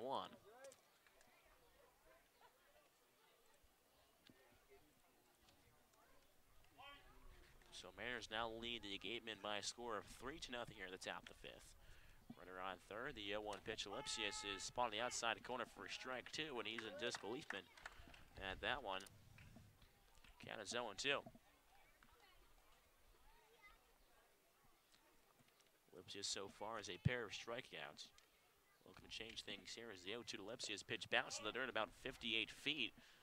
58-foot pitch, and able to block that one was Millis to keep Morris from scoring. Count as 1 ball and 2 strikes. Yeah, it's important that Millis keeps that ball in front of him. Morris is pretty quick over there on third base. So 1-2 is the count. Andre Lipsius, he already has 15 RBIs this year, looking to pick up maybe 16. 0-2 pitch is fouled off by Lipsius. I think it's a good thing we didn't park our car over there in that lot, because Seems like a lot of foul balls going over there. Parked it out in left field. It's a dangerous spot, I'll grant you that for sure. I usually park my car in a somewhat dangerous spot over at Eldridge Park. There have been a couple of home run balls that have been pretty close to hitting it. 1-2 pitch. Lipsius is grounded hard down the third base line, but foul.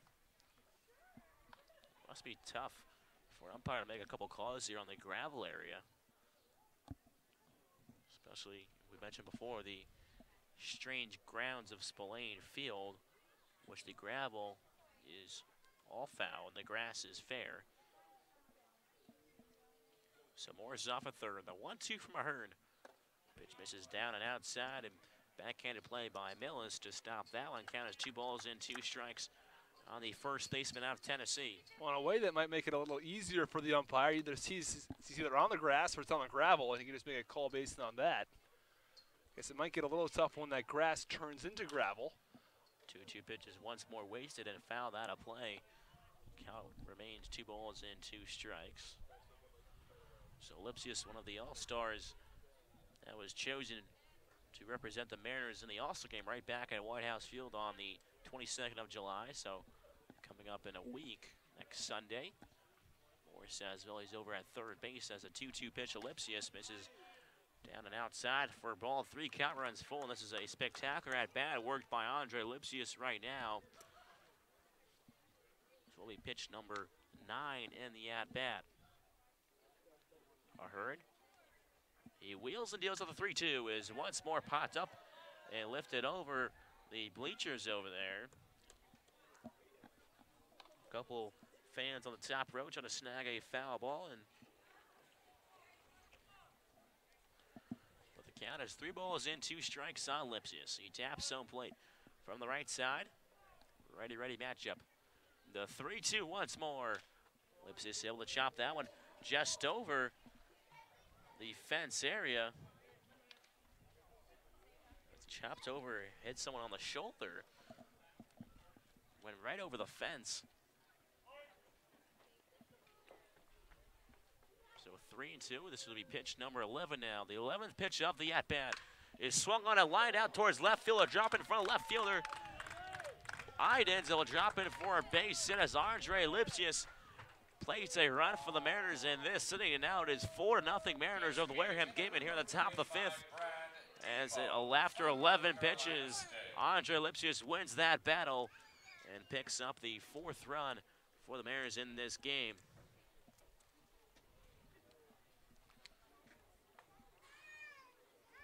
That's a big insurance right now. 2 runs scored in this inning. 4-0 Mariners lead over the Gatemen. And now it is the designated hitter, Brad Debo. As Morris came around to score on that last base hit off a third. So he has his 2nd run of the evening as the first pitch to Brad Debo's in there for strike 1. Debo so far is a pair of groundouts. He ground out to the 3rd baseman and the 2nd baseman, both back in the 2nd and the 4th inning. And Brad Debo has a 5-game hit streak going, though. He said before, Debo's been red hot as of late, as took something off there was Ahern, and then on the outside corner for strike 2. Debo's down the count, no balls and 2 strikes.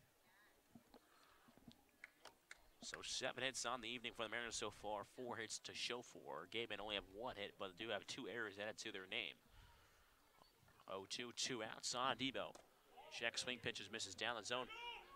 Over towards the 3rd base umpires behind the pitcher. Over towards second, says he did not go around. So count is now 1 ball and 2 strikes on Debo. Lipsius off at first after his single out to left field. They will plate Morris. Ahern comes out, the 1-2 pitch just misses. It was a close pitch for Debo to take. Able to lay off, and that was a good-looking pitch. But obviously Debo, a catcher, knows the strike zone a little bit better than some other players. So count is now 2-2. Ahern gets his side from Millis. Comes set.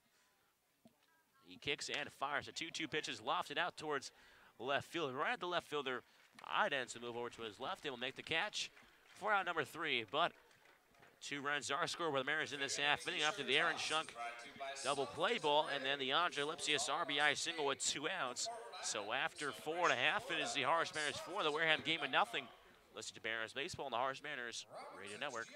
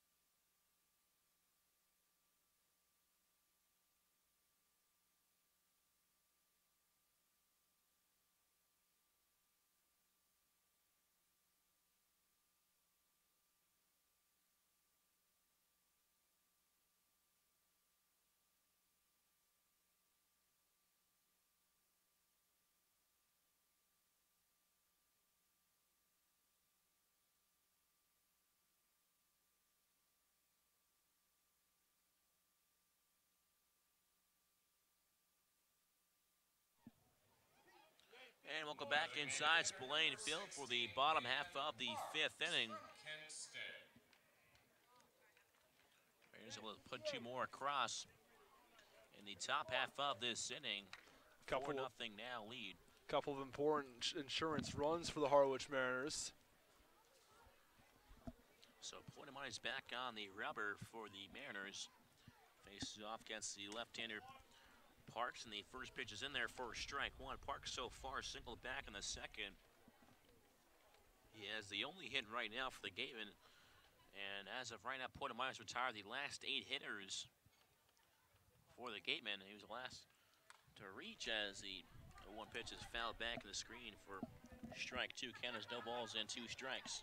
And we mentioned coming into this game that Danny Pointemani had 5 walks and 7 1/3 innings of work, and that would probably be the #1 thing that we should look for, see whether he's able to control his pitches or not. Well, through 4 innings tonight, he's allowed just 1 hit, no walks. He hit 1 batter, but by and large, the control has been outstanding. 42 strikes, just 23 balls.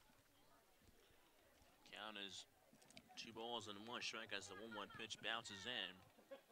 On Parks, 2 balls, 1 strike on the designated hitter. Pointemani comes set, and he kicks Sandino. This 2-1 pitch just misses low below, needs for ball 3. Again, Pointemani is really spotting his fastball and his breaking ball very well. And when he misses, he only doesn't miss by much out of the zone, which means he's hanging around the zone, really missing on the edges. As a 3-1 pitch to Parks, misses down. Well, needs once more for ball 4, and Parks is able to work a leadoff walk here in the bottom of the 5th. He's the first base runner to reach since he singled back in the 2nd. So Third baseman, number 5, Ryan Kreidler. the streak will end at 8 in a row, retired for Pointemani as he works from the stretch now. It was a bit of a long layoff for Pointemani between innings. It was probably 15, 20 minutes between the 2 times that he pitched. So that may have played a bit of a role. We'll have to see how he can recover from here. So as the shortstop, Ryan Kreidler, first pitch to Kreidler is in there for strike 1. He thought about hitting it, but was able to hold it up, but it's in there anyway for strike 1. Kreidler flew out back in the 2nd.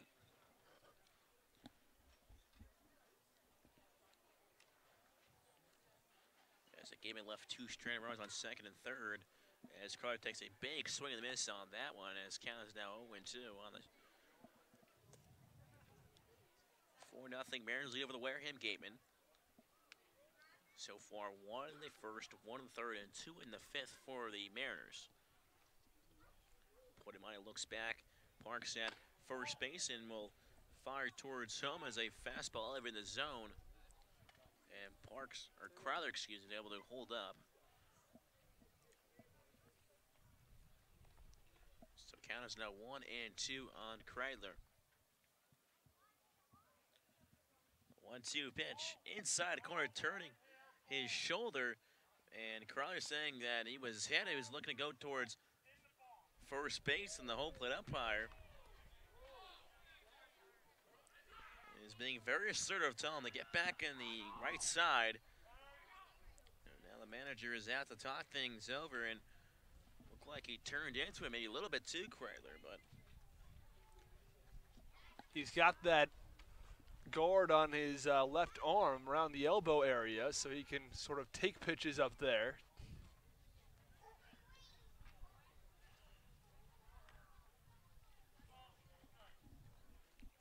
So 2 balls, 2 strikes is the count on Kreidler. We've had a couple times this year with a disagreement of whether a hitter was hit or not. We've seen batting gloves taken off, showing the marks. We've seen everything. We've seen everything this year. As a 2-2 pitch is swung on a lace down the left field line for a base hit. It runs into the corner. Eichhoff is able to get it, but rounding around 3rd and holding up is Parks. So a double by Kreidler, puts Parks and Kreidler into scoring position now with no outs here in the bottom of the 5th. And now the Gatemen are in striking distance of cutting this lead in half with just a base hit. Yeah, and Nick Kreidler, who originally could have been hit by the pitch, instead lines a double down the left field line. So 2nd and 3rd instead of 1st and 2nd, so I'm sure he'll take that. Help the batting average this time. So now we're on 2nd and 3rd with No outs here in the home half of the fifth. Portamante still working from the stretch. He'll face the catcher, Drew Milas, who grounded out his first time out. The second baseman, Casals. First pitch of Portamante is on the outside corner for strike one.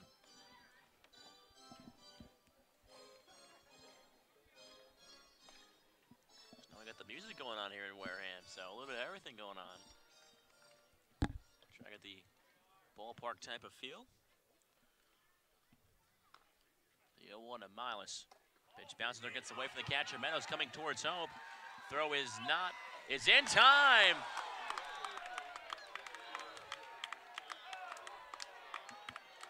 As Parks was thrown out at the plate. And an awfully close play. I thought he slid in there safely on the initial view, but home plate umpire calls him out. Another argument from Wareham. Yeah, the manager's not happy about that at all. I thought he was almost in there. I'm not exactly sure. As the hometown crowd was getting a little unrest here at that call, they thought he was in there, but was thrown out.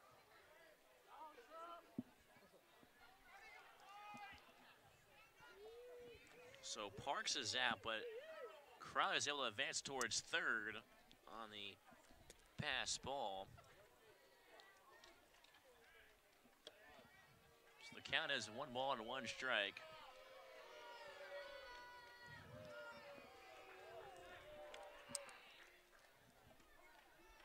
As the hometown crowd is not a fan at all of that call, as a couple of boos rang down from the stands. As the 1-1 pitch from Portamante bouncing the third once more, but this time blocked by Meadows. Count is 2 balls and 1 strike on the catcher.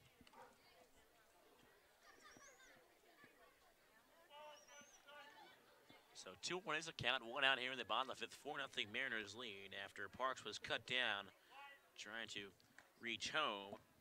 Cries off a third, and the 2-1 pitch to Millis is swung on and lifted high in the air towards left field. But foul. So the count is now 2-2 on the catcher. Plays his college ball at Missouri State. Same school as Ty Buckner, who was the pitcher yesterday. 2-2 pitch is swung on ground towards third base. Shunk fields it up. They're on the first, and out is the Millis over at third, but in to score is Crowther as he advanced on the ground ball, slow ground ball over towards Shunk. So the Gatemen do get their first run this evening. Mark that 5-3, ground out to third, and he'll give me credit with an RBI as well. So now there are 2 outs here in the bottom of the fifth inning. 4-1 Mariners lead as the Gatemen only trail 3 runs. Now it's a 9-hole hitter, Skyler Hunter, who hits one out towards right field. Norman camps under it. He'll make the catch for out number 3. But the Gatemen do score 1 on the ground out. And after being cut home over at home plate was Parks, and so it could have been even worse if another one came across to score. So after 5, it is a 4-1 Mariners lead. Listen to Mariners Baseball on the Harwich Mariners Radio Network.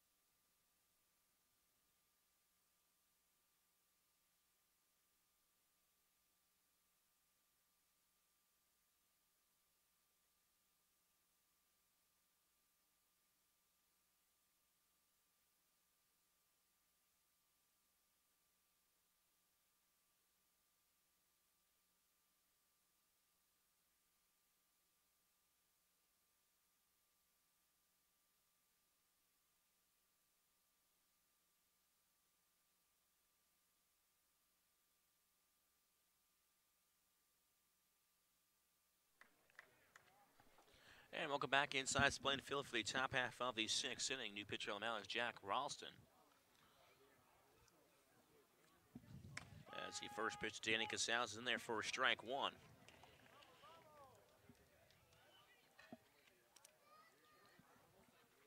Ralston plays his college ball at UCLA.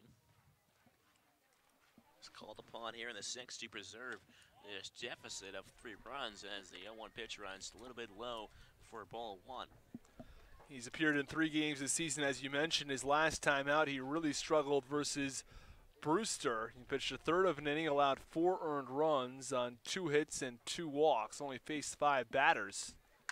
Well, one pitch is grounded over towards short, backhanded by Valenzuela. Throw on the first scoop play on him with a scoop, but boy, Shenton rolls over towards the screen, and Casals will stay standing up over at second base. Likely go down as an error. Not sure if Casals may get credit for a hit and an error, or if they're just going to mark it as an error on Casals. So far, Casals 1 for 1 on the day with a walk. Let's see if that's going to go down. See what the ruling will be. His first hit, he reached second base on an error as well from the right fielder. So if he gets another hit and reaches on the air, that'd be an interesting stat line. Couple of hits and a couple of errors. And he was also abandoned on second base a pair of times too, so. Official call has not yet been reported. So we'll give that to you when that comes. And as Ben Norman, the left-hander, looking to get things going here for the Mariners. They played another run. First pitch bounces in the dirt and gets away from the catcher. Millison advancing towards third now is Casals. So he's only 90 feet away from scoring. The Mariners' 5th run of this inning as I try to put the lead back up to 4. I believe it's going to be a 2-base error on the shortstop. No base hit from Casals, but they're not marking it as an at-bat either. An interesting situation going on there. It's also a wild pitch from Ralston. So 1-0 is the count on the left-hander hitting right fielder Norman. Big swing and miss, a pitch in the dirt out of the zone for strike 1. Count is now 1 ball and 1 strike on the right fielder. Norman so far has a pair of strikeouts. Could change things here with either a sac fly, a base hit, as the Gaiman infield is in on the grass, looking to try to cut down Casals at home if the ball stays in the infield. 1-1 pitch to Norman is swung on and missed. Off-speed pitch. So well in front of that one as the count is now 1 ball and 2 strikes.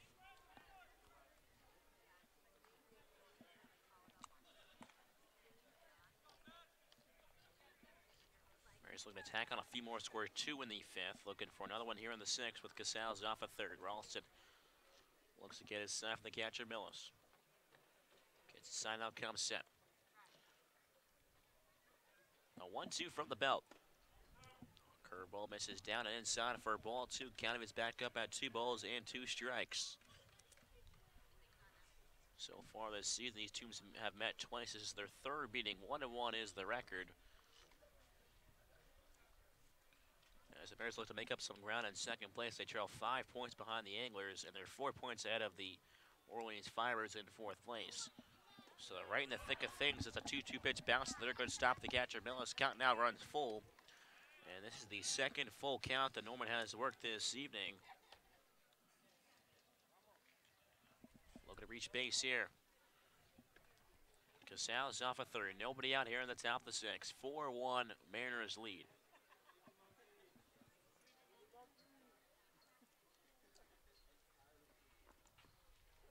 The 3-2 pitch misses low and inside for ball 4. Norman takes his base over at first. So now there'll be runners on the corners with no outs here. And Mariners look to do some real damage now. Mason Meadows looking to break out. Does not have a hit yet in tonight's contest. Has an opportunity to drive home a run. Mason Meadows so far is 0 for 2. Still looking for that first RBI on the season as well.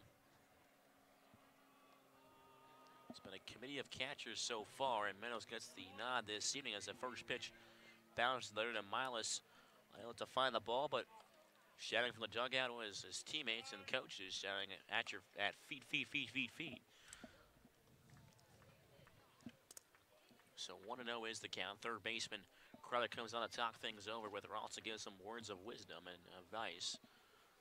Keep him confident on the mound as 1-0 is the count. Casals off at third, Norman off at first. Norman can't run. Has some speed over at first. The 1-0 pitch to Meadows misses again low and out of the zone for ball two. Count is 2-0 on the catcher this evening. So lights are starting to come on here at Spillane Field. It gives a 5:30 start time. And Ralston has thrown just 3 strikes and 6 balls. He's struggled to find the zone this evening.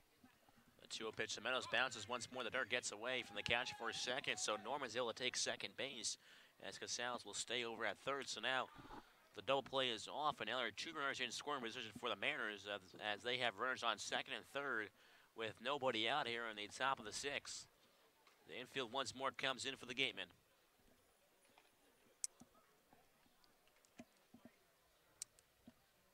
The 3-0 from Ralston misses upstairs for ball 4. And Meadows will reach base for the first time this evening as he works a 4-pitch walk. As now the bases are loaded for the ever dangerous Nate Eichhoff, who has come around and scored 2 times this evening. He singled and scored back in the 5th, and a drop third strike reached first and came all the way around to score. So nobody out here, and Eichhoff looking to drive in a few ducks in the pond out there. Bases loaded, no outs. This is not the first time the Mariners have had this situation. First pitch, Eichhoff misses above the letters for ball 1. Fortunately, the last 2 times for the Mariners were double plays. They ended up scoring a run, but see if they can actually get a base hit. Time is called by the catcher. Millis will go out to talk with his pitcher, Ralston. Yeah, the Harwich Mariners, the Wareham Gatemen have just had no luck with Ralston so far this evening. 3 strikes and 9 balls thrown from the right-hander. You take a look back at Tyler Hearn, who Ralston replaced. His final line is 2 innings, 3 hits, 2 runs, 2 earned, 2 walks, and 2 strikeouts.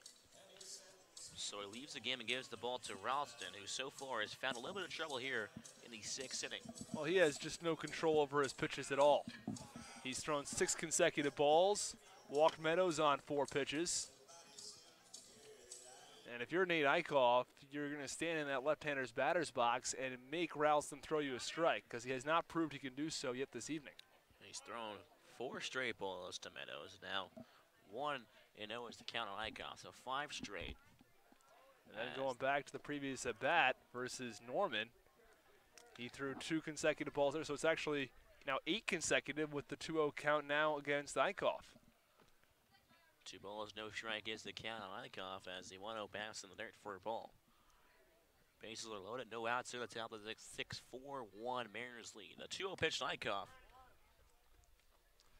Oh, he's getting a little closer, but still, it's 3-0. It's 9 straight balls from the right-handed pitcher. So he's in danger of walking in a run now.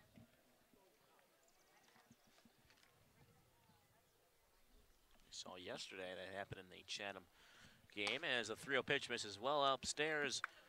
And Eichhoff will take his base over at first, and Casals will come in to score. As this is now a 5-1 Mariners lead, and the bases are still loaded. And now coming into tonight's game, Jack Ralston was not like he'd allowed that many walks. He only allowed 3 walks in 4 1/3 innings of work, but tonight he walks 3 consecutive batters, and even walks in a run, does not record a single out. His final total pitches, 15, 3 strikes, 12 balls from the right-handed pitcher, and that will do it for him. He leaves the bases loaded too. Mariners lead this game 5-1 and are still threatening with no outs in the top of the 6th. We'll step aside as we get the details for the new pitcher when we come back.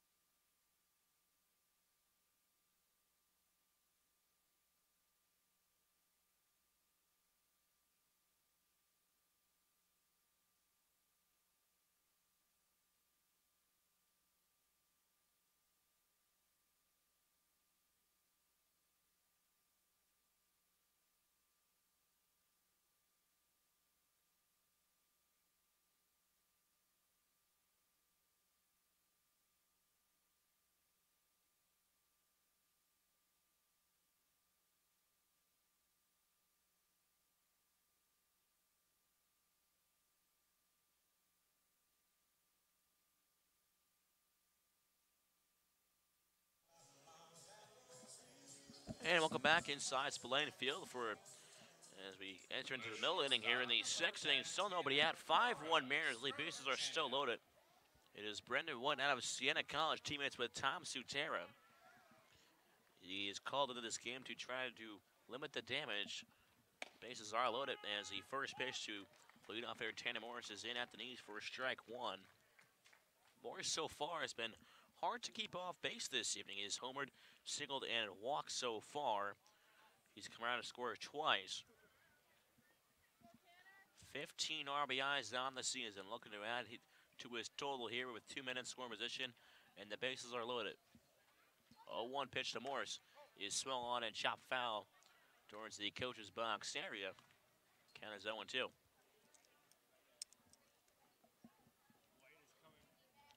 White has come into tonight's game and thrown strikes after Jack Ralston really struggled in that department. 0-2 is the count. White comes set. He kicks and deals. The 0-2 pitch runs inside, able to get a piece of it with the catcher. Miller says it almost rolled to the backstop, but able to backhand it, at least stop it from rolling as far as it could have.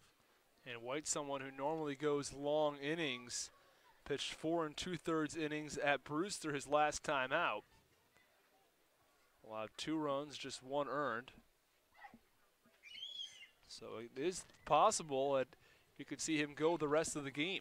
1-2 pitch to Morris. A little tardy on that one. It fouls it off towards the third base side toward the school out here. Middle school and high school over here in Wareham. So 1 ball, 2 strikes is the count on Morris. White, a 1-2 pitch to Morris is swung on and hammered out towards left field. The Idas is going back, catches it just in front of the wall as able to tag up and score is Bed Norman, but Meadows was held up at second as he wanted to tag as well. So a run does come around to score, and that's a sac fly for Tanner Morris.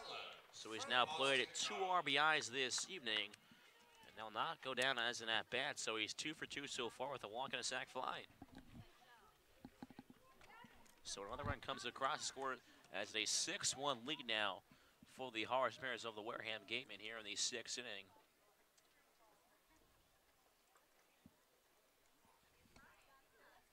This is now Chris Galland, who has a pair of singles. Runners on first and second with 1 out here. Danger still looming for the Gatemen as the first pitch is blocked by the catcher, Millis, and runners will hold at their respective bases. So 1-0 is the count on Galland. Galland sealed back in the 5th and the 3rd. He lined out to right field and the 1st.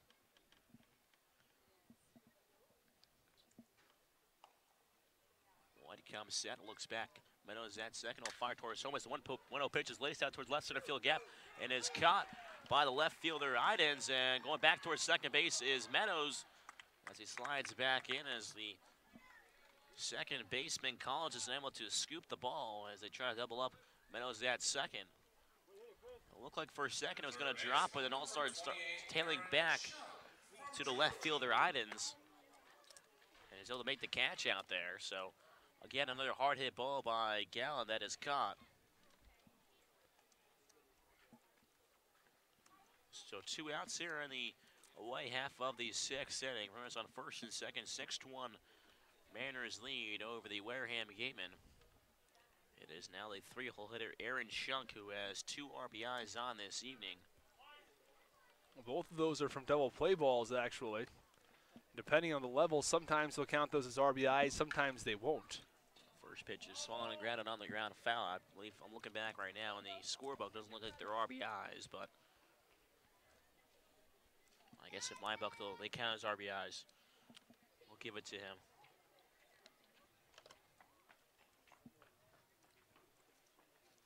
According to Wikipedia, the official scorer shall not credit an RBI when it's a double play, but he's given them. Just give them 2 runs across here, able to put a ball in play as the 0-1 pitch to Shunk misses low and outside for ball 1.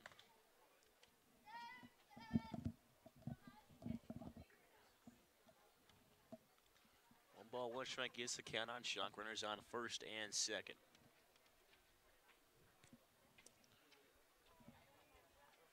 1-1 pitch to Shunk is chopped in front of home plate as his foul ball hits off his toe, and late call by the umpire as the catcher Millis came out quickly out of his crouch to try to field it, but Shunk was banging his toe like it hit off him. So count is now 1 ball and 2 strikes on Shunk.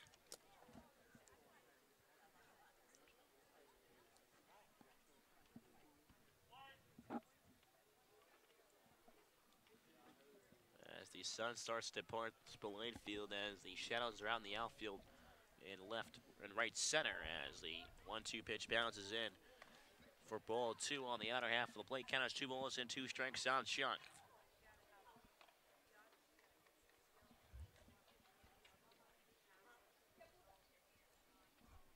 So Wareham looking to get out this inning without any more damage. They've allowed 2 in this half inning. As the 2-2 pitch is once more blocked by the catcher Mills. He's had to do his part today. He's done a great job behind the plate for the game and not allowing any more runners advancing to any more bases. So counters now 3 balls and 2 strikes with 2 outs. The runners will be moving on the pitch. Wyckoff at first, Meadows at second base. The payoff pitch is upstairs for ball 4, and Shunk will work a 6-pitch walk. As she advances over to first base, and now the bases are loaded again. As is now the cleanup hitter Andre Lipsius, who does have an RBI to his name with a single back in the 5th that Tanner Morris is able to score from third with 2 outs. And nice job with that at bat from Aaron Shunk. He works a 6-pitch walk and does well to lay off a couple of pitches from White.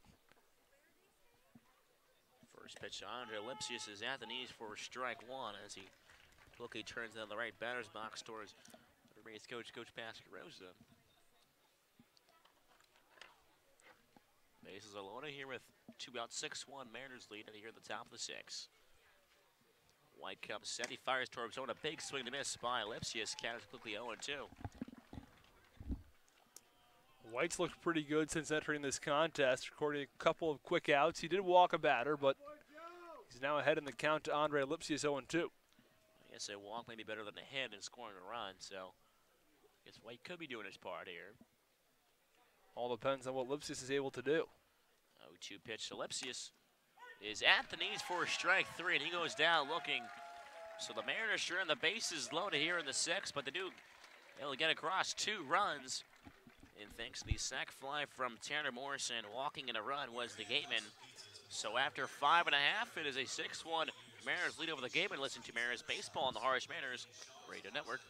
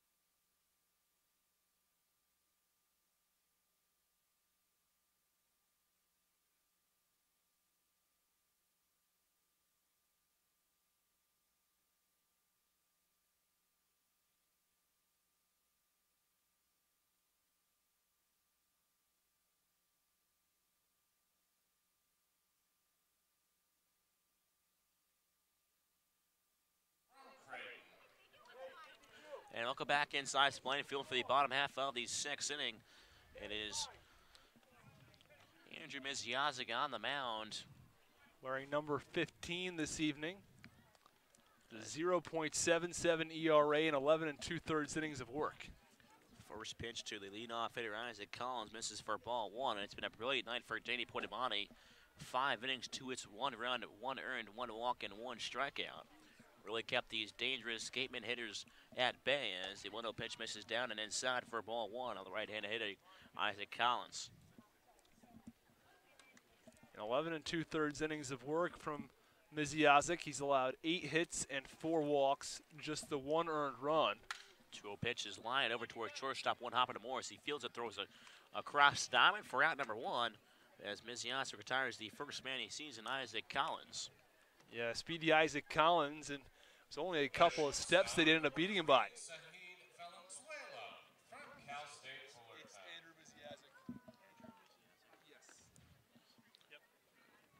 go back to that Orleans game when they threw a combined no-hitter, but the Whitecaps scored 2 runs in the bottom of the 8th. They Firebirds up 3-0, and the Whitecaps scored 2 runs in the 8th inning. And we'll go into more details after the first pitch misses to Valenzuela for ball 1.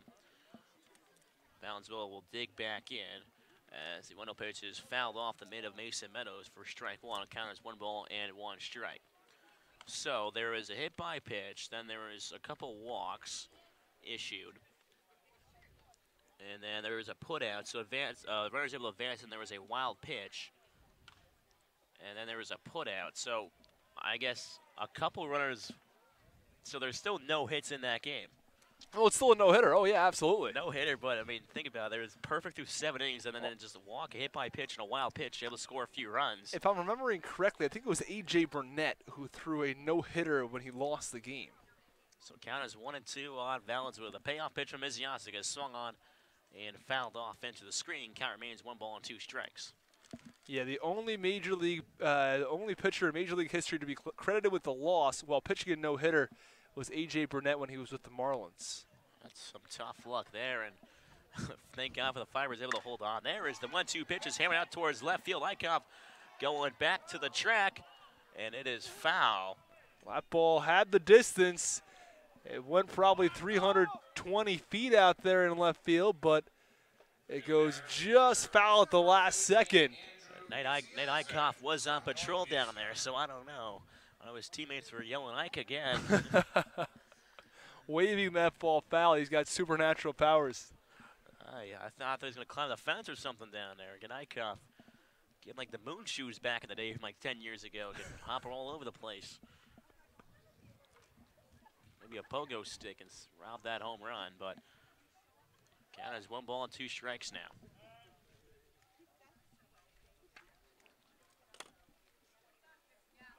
Time is called.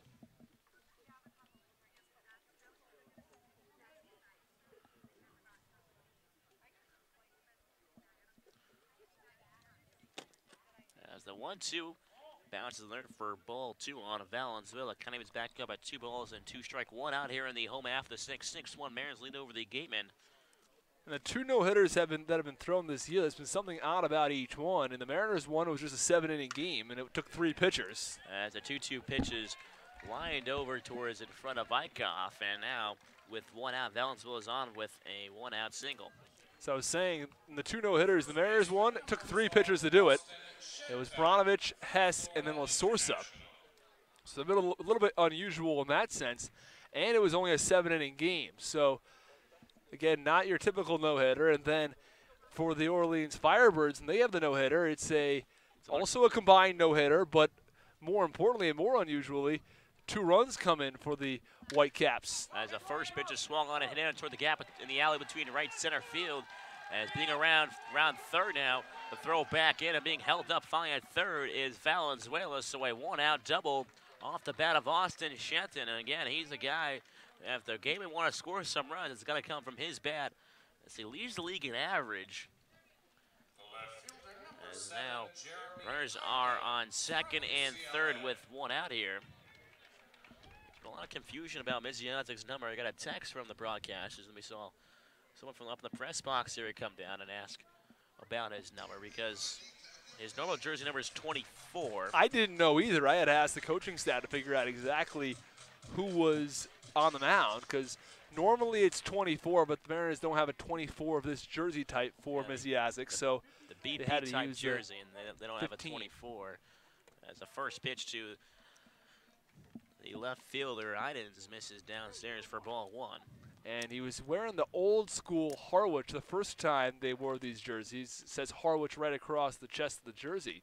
It's one of the old ones before the discontinued of the old Mariners. But I think they said, well, you can't do that because it's not the actual uniform. 1-0 pitch is line out towards right field. Norman fields it, will throw back in, but coming in to score over out for third is Valenzuela. So that'll go as a sac fly off the bat of Idens as he's able to scratch across the second run for the game into this evening here in the bottom of 6.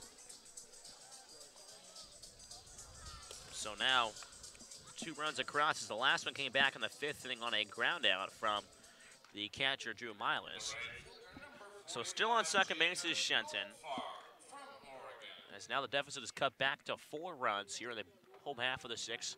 6-2 lead over the game for the Mariners, and there's 2 outs, however.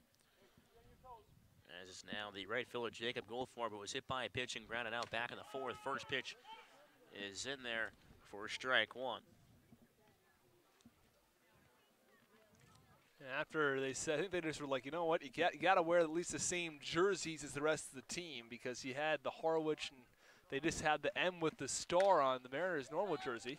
As the 0-1 pitch is line out, fly ball out towards left field. Ikop moves back a few steps and secures the ball for out number 3. But after 6, the Gaiman do get a run back on the sac fly off the bat of Jeremy Idens. As looking to try to get some more back here. They trail 6-2 over the Harwich Mariners. Listen to Mariners based on the Harwich Mariners Radio Network.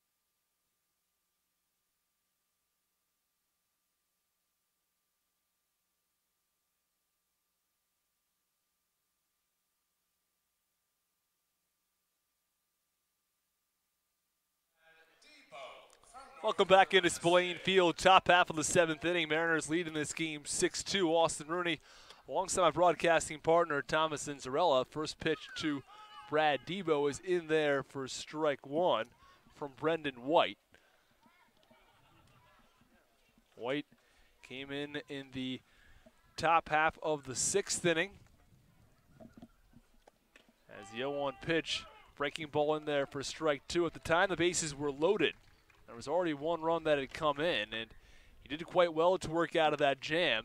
Allowed just a sac fly, and no other runs came in. So just the 1 from the sac fly, and it was 4-1 when he came into the game. So did pretty well to keep the Mariners at bay as the 1-1 pitch in there for a strike, and the count 1-2. If he came in and the Mariners could have erupted in that inning, scored a plate a few more, even 2 more, would have put this game at reach at 8-2.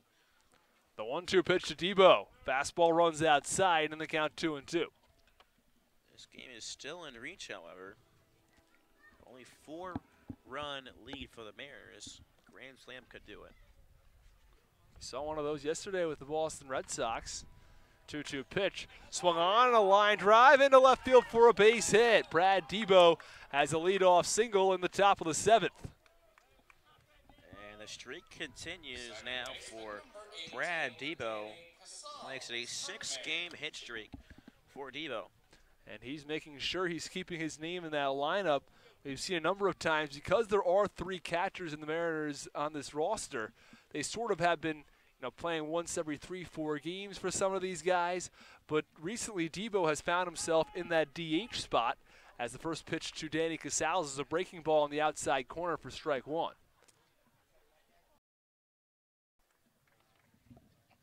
Debo's average up to 222, more than 50 points higher than it was.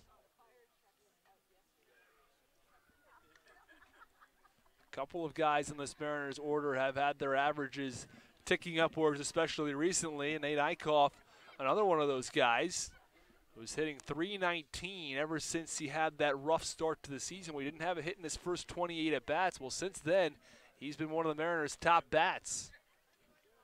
The 1-2 delivery to Casals, a breaking ball that misses low in the dirt.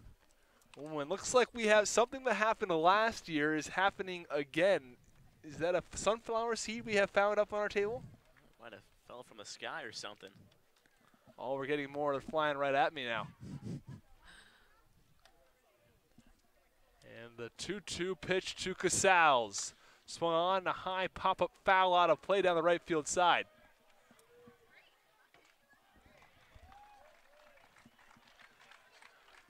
Oh, excuse me, ends up making the catch. First baseman Shenton moved over to the fence. Looked like it was headed out of play, but made the catch up against the wall. Able to find the room down there. I thought I was going to make the catch, but he'll make the catch with the first baseman, Shenton, as just comes pouring sunflower seeds. Unfortunately, they're only original, not ranch or barbecue, so.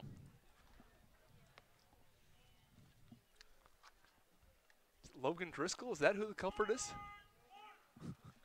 I don't know.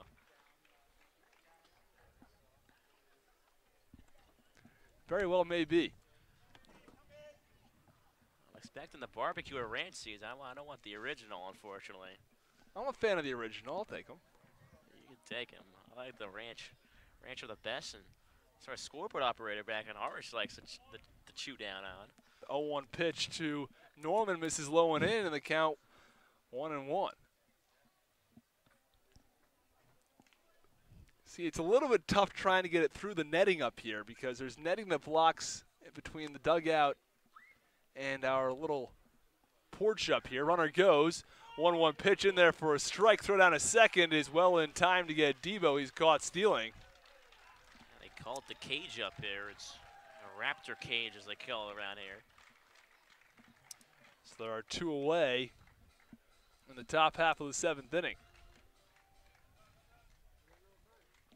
Not your typical place to watch a game, or call a game, I should say, from up here.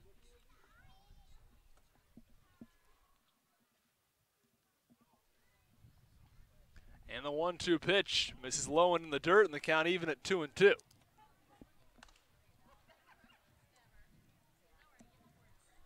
little bit surprised to see Debo try and steal second base. Did not steal it all last season. He had 1 stolen base this year at NC State, but he's had only 1 in his entire collegiate career. And the 2-2 pitch misses low for ball 3. Count 3 balls and 2 strikes.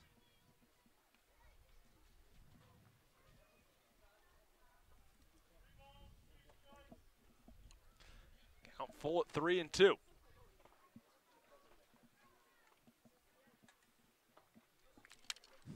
I just found a number of seeds that come up and hit my score sheet here as the 3-2 pitch misses low for a walk. I think after the game, the next broadcast to come up here is like, what are all these seeds up here?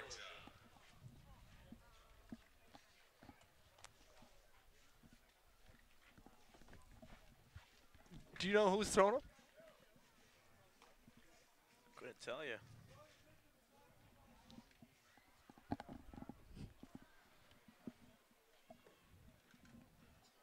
Well, Mason Meadows steps in from the right side of the plate. It's a 6-2 Mariners lead in the top half of the 7th inning. And the first pitch to Meadows is swung on, a line drive. Great stop by the shortstop who throws to first, and it's in time to get him. Outstanding play by Valenzuela. Going to his left, diving and making the stop, then turning over and throwing to get Meadows at first. Outstanding play by the shortstop to end the top half of the 7th inning. After 6.5, we have the 7th inning stretch as the Mariners lead in this game 6-2. You're listening to Mariners Baseball on the Harwich Mariners Radio Network.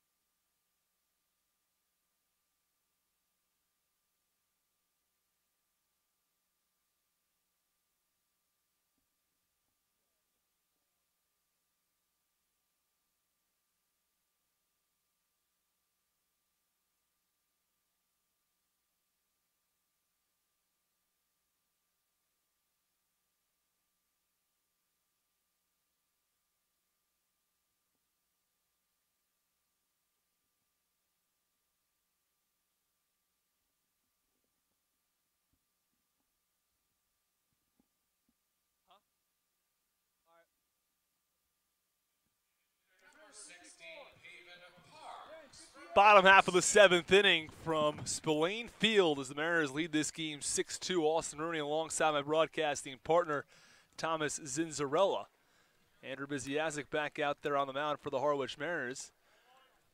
Facing off against Pavin Parks. First pitch is a breaking ball, and this is low in the dirt. Count 1-0.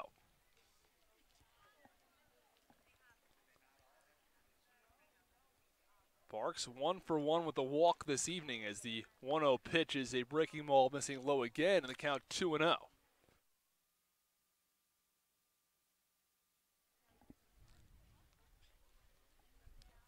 The 2-0 delivery. Swung on, a high fly ball to left field. Left fielder Eichhoff shades over to left center and makes the catch for the first out of the inning.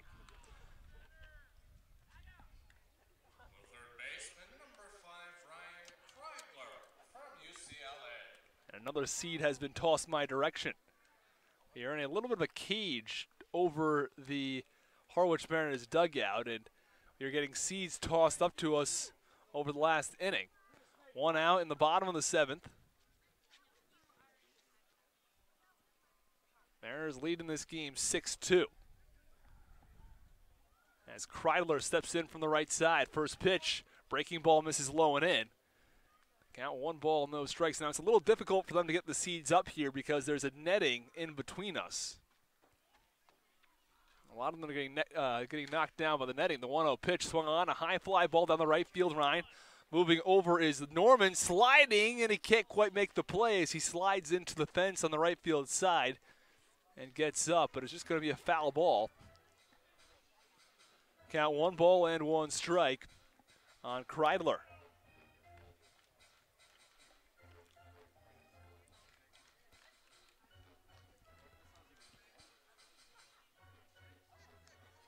And all the fielders come back over to their respective positions after heading out towards right field when Norman was trying to make a play on that last ball.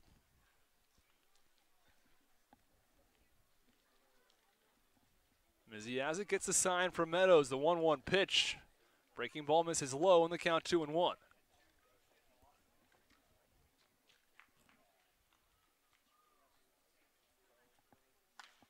2-1 pitch, swung on a high pop-up in the infield. Casals gets under it and makes the catch for the second out of the inning. A quick 2-up and 2-down from Andrew Miziazik to start the bottom half of the 7th inning. The catcher, number 14, Luke Roscoe from Nebraska.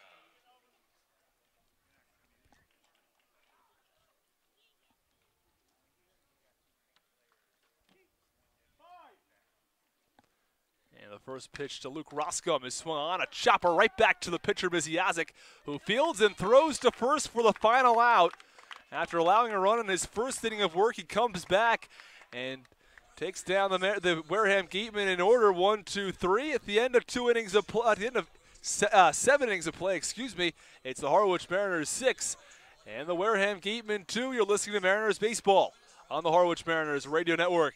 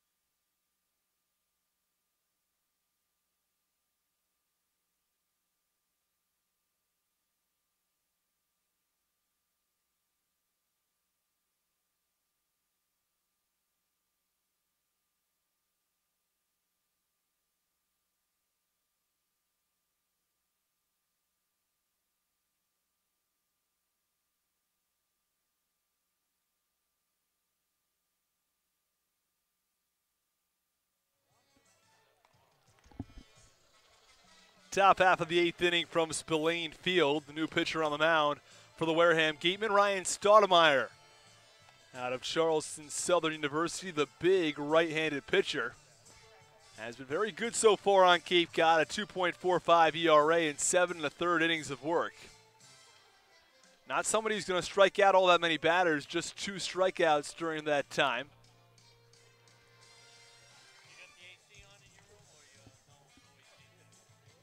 And for the Mariners, the 9, 1, and 2 hitters, Eichhoff, Morris, and Galland.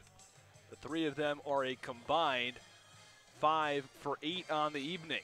Eichhoff 1 for 2, Morris 2 for 2, Galland 2 for 4. And Eichhoff digs in from the left side as his teammates yell Ike at him. It's been the treatment he's been given all night long.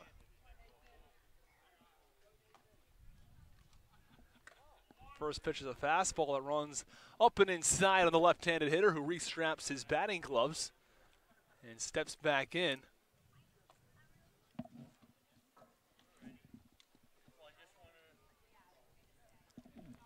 1-0 pitch. Fastball misses low in the dirt, and the count 2 balls and no strikes on Nate Eichhoff. Eichhoff so far reaching base 3 times he's been up, but obviously one of them was on the drop third strike, but able to get over towards first. 2-0 pitch to Eichhoff, swung on and fouled off behind home plate. Mariners with this 4-run cushion in the top of the 8th inning.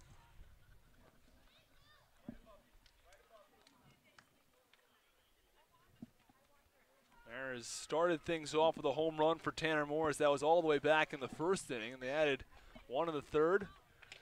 As the 2-1 pitch, a breaking ball in there for strike 2 in the count 2-2. So it's 1 in the first, 1 in the third, 2 in the fifth, and 2 in the sixth for the Harwich Mariners. And the pitching staff, by and large, has been dominant for the Mariners tonight. The 2-2 pitch from Stoudemire. Swung on and fouled off. Behind home plate, deflects off the catcher, Roscom.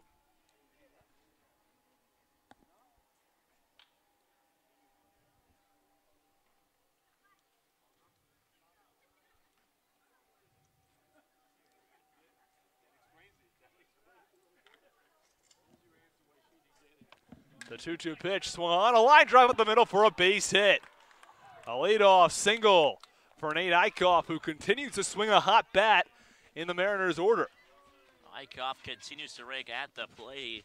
That is now his second hit on this season, so he's 2 for 3 with a walk, and he just continues to see the ball very well at the plate and drives. He reaches for that one, able to drive it up right back up the middle into center field for a base hit.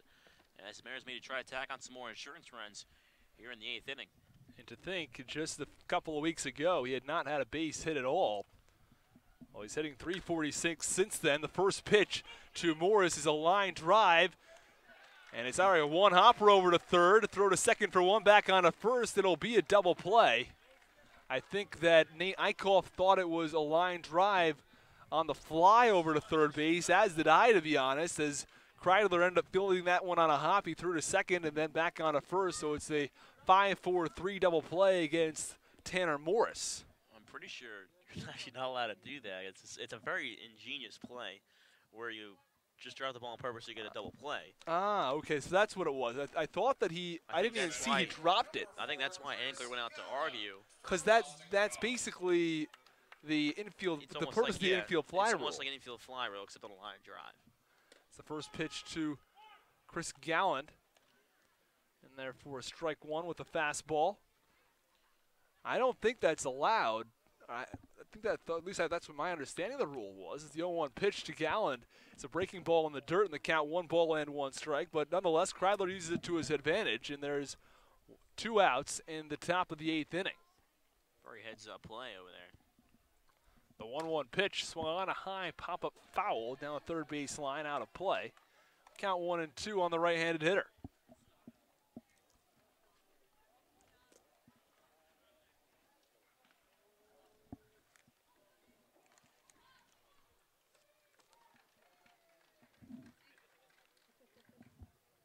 Galland digs in to the right-hander's batter's box. His left foot very deep in the batter's box. 1-2 pitch swung on. It's in the dirt, and he misses. Fielding it is the catcher, Roscom. He'll toss over to first to beat the speedy Galland to the bag, and that'll do it for the top of the 8th inning. Mariners get 1 hit, but they are taken out in a double play at the end of 7.5 innings. It's the Mariners 6 and the Gatemen 2. You're listening to Mariners Baseball on the Harwich Mariners Radio Network.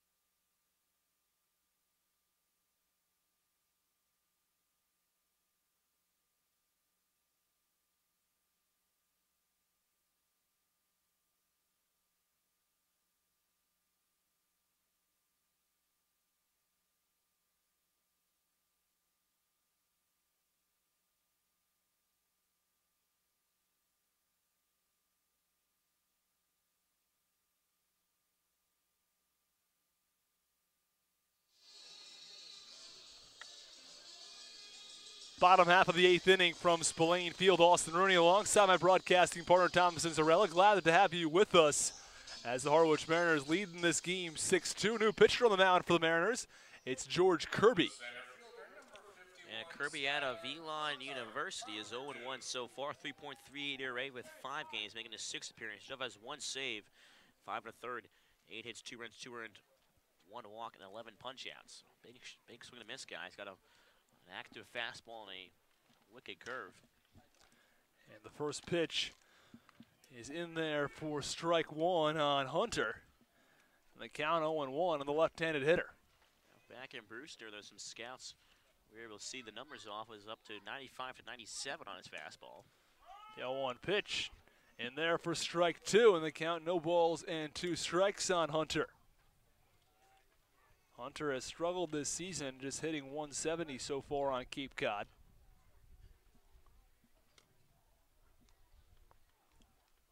The 0-2 offering from Kirby, fastball upstairs, and the count 1-2. Take a look on the out-of-town scoreboard. Orleans defeats Brewster by a score of 3-2. Game played in 2 hours and 14 minutes. Falmouth defeats Katu at 8-1. That was game in 2 hours and 15 minutes. Some quick baseball games going on there. 1-2 pitch, swung on and missed. And Hunter goes down for the first out of the inning.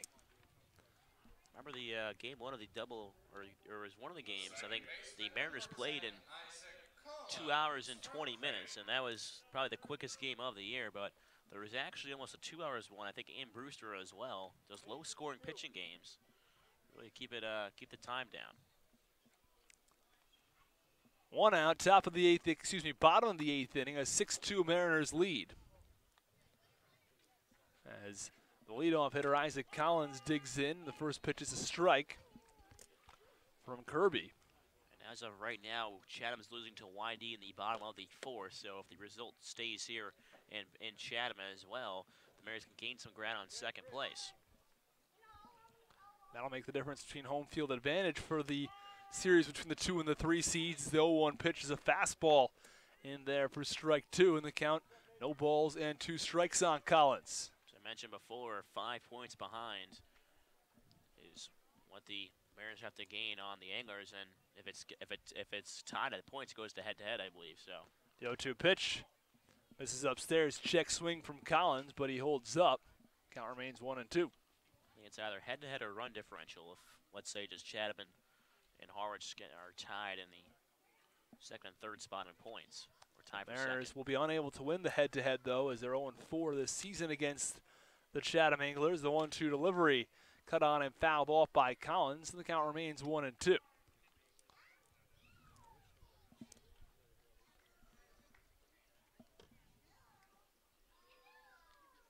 Mariners scored 1 run in the 1st, another in the 3rd, and 2 in both the 5th and 6th inning.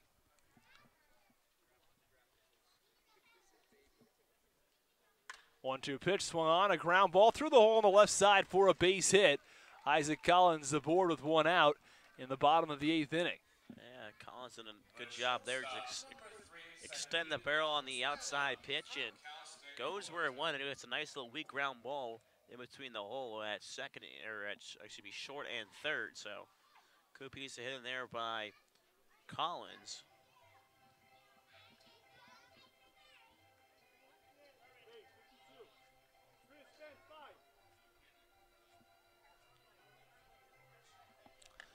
And Sahid Valenzuela digs into the left-hander's batter's box. Runner on first base as Kirby tosses over.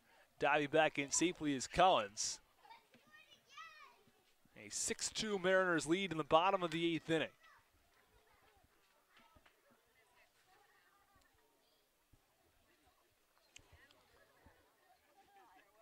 The pitch from Kirby. Swung on and fouled off. Down the third base side, out of play, and the count 0-1.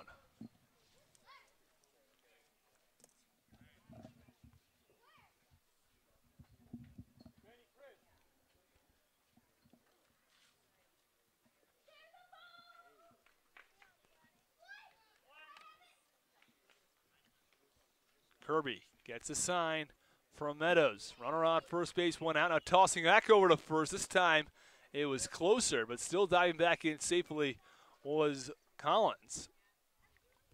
That was very close over there at first.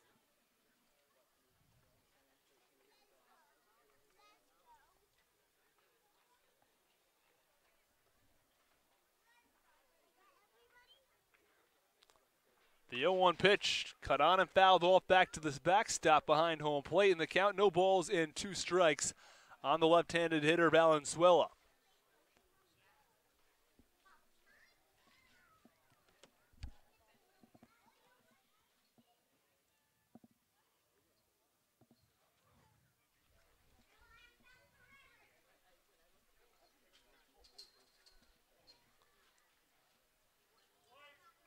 Kirby gets a sign from Meadows. Runner on first base, 1 out.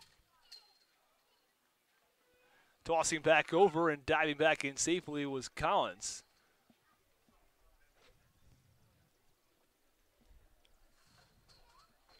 Bugs starting to come out. It's Plain Field.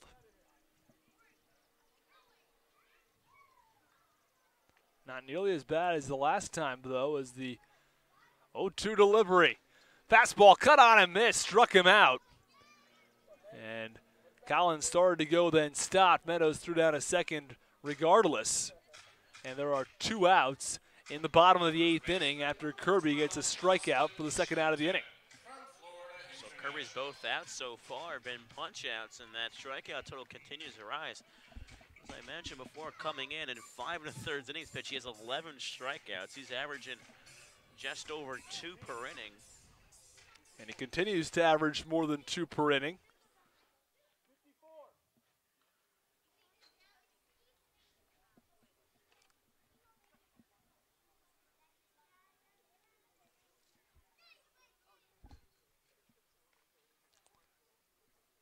And Shenton digs in from the left side. First pitch from Kirby, fastball right down the middle for strike 1. And it's tough for these Cape League hitters when they're facing 94, 95, 96 from Kirby. And that's why these scouts are here. They want to see that high velocity from somebody like Kirby. I want to see how the hitters can fare against that high velocity as well. Because that's what you're going to face at the major league level if you're a hitter, or even at the AAA level or AA. As the 0-1 pitch misses low and the count 1-1. And even all throughout the minor leagues, the velocities will be higher than they are in college. If you're in rookie ball, there are going to be some hard throwers. You may even see some guys in the upper 90s, but won't be quite as hard as the major leagues. But it's still going to be harder than what you see in college. So when these teams draft these players, they have to be able to make sure that these guys can hit the high velocities. And if you're a pitcher, you know, if you're trying to get these guys on your MLB rosters, you see nowadays in MLB, most guys are throwing 94, 95, 96. If you're out of the pen, you may have to throw 96 plus. The 1-1 pitch. Fastball right down the middle for strike 2, and the count 1 ball and 2 strikes.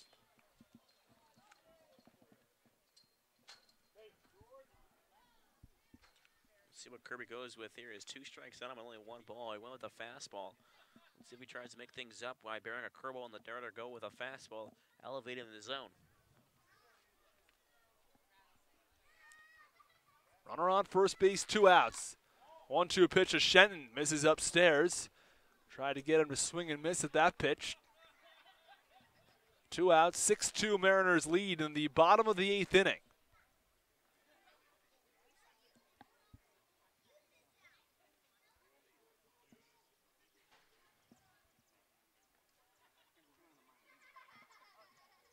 The 2-2 delivery. Breaking ball in the dirt. Runner goes. Throw it out a second. Is in time. After the ball got away for a brief second from Meadows, Collins took off to second base. And Meadows threw quickly down to second base and got him. And that'll do it for the bottom half of the 8th inning. So after 8 innings of play, it is the Mariners 6 and the Gatemen 2. You're listening to Mariners Baseball on the Harwich Mariners Radio Network.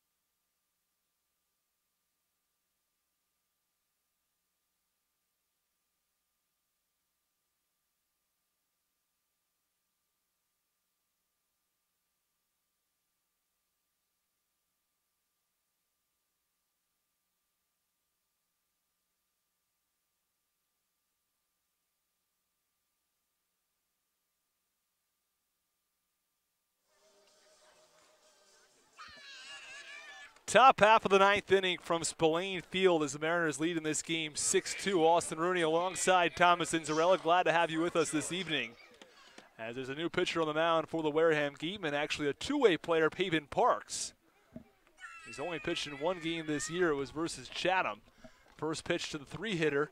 Aaron Shunk is well upstairs for ball one. We've seen a couple two-way players this year in the Cape League. And normally you'll see them better at one than the other. So far, Parks has been more of a hitter than a pitcher as the 1-0 pitch misses upstairs for ball two. I think it down in the minor leagues as well, it's more of a generally accepted type thing where two-way players are starting to become more common. 2-0 pitch from Parks, swung on, a high fly ball into shallow left field. And the left fielder, Idens, moves over to the line and makes the catch for the first out of the inning. You know, I was thinking about Hunter Green, who's now one of the top prospects in the Red system, drafted out of high school, was an excellent shortstop, but even a better pitcher. And I think as a scout, when looking at that, you see a guy that has a lot of athleticism, because if he's on the mound, you can really feel his position really well since he was a shortstop back in high school and then ultimately decided to end up pitching. But he was an excellent hitter as well, like an all-around, he was like a five-tool type of guy that could do everything. And digging in from the right side is Andre Lipsius. First pitch to Lipsius, swung on and fouled off out of play.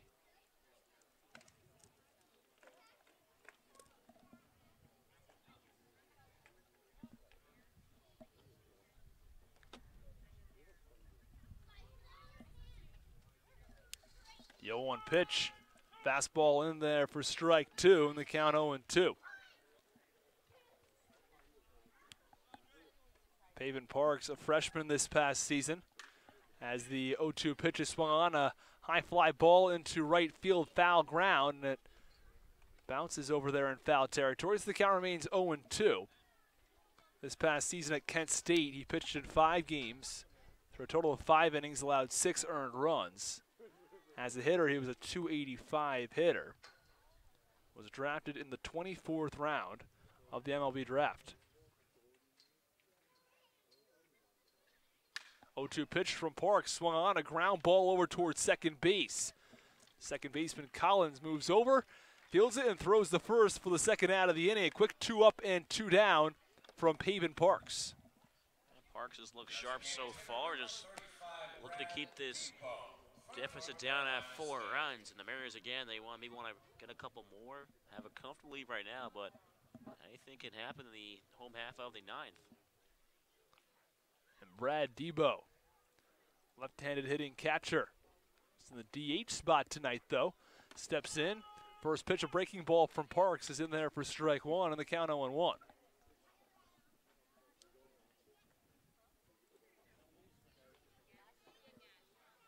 The 0-1 delivery. Off-speed pitch, swung on and missed, and the count 0-2.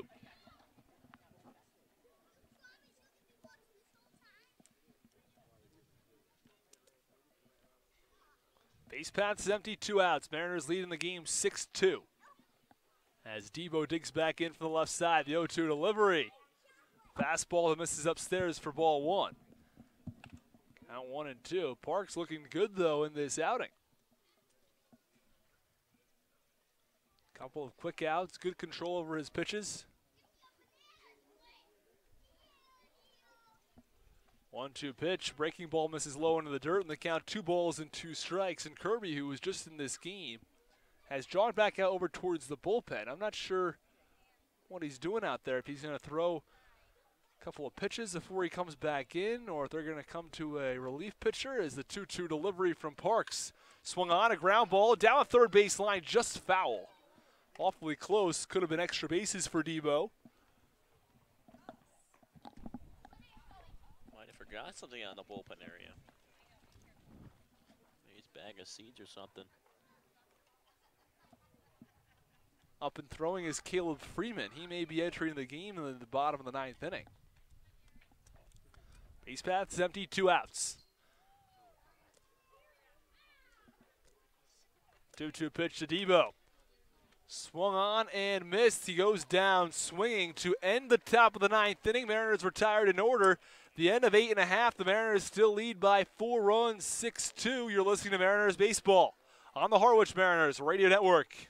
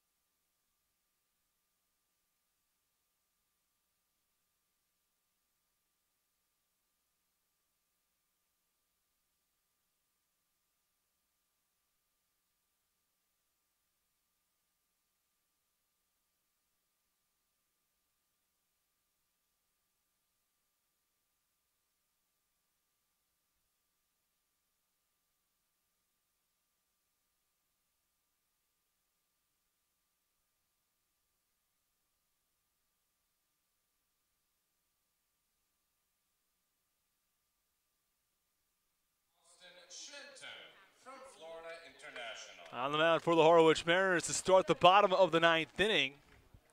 New pitcher Caleb Freeman. Mariners leading this game 6-2. Let's look to finish this game off versus the Wareham Geatmen as Austin Shenton, the 3-hitter, digs in from the left side. First pitch is a fastball that misses upstairs for ball 1. Freeman has a 0.87 ERA so far for the Harwich Mariners.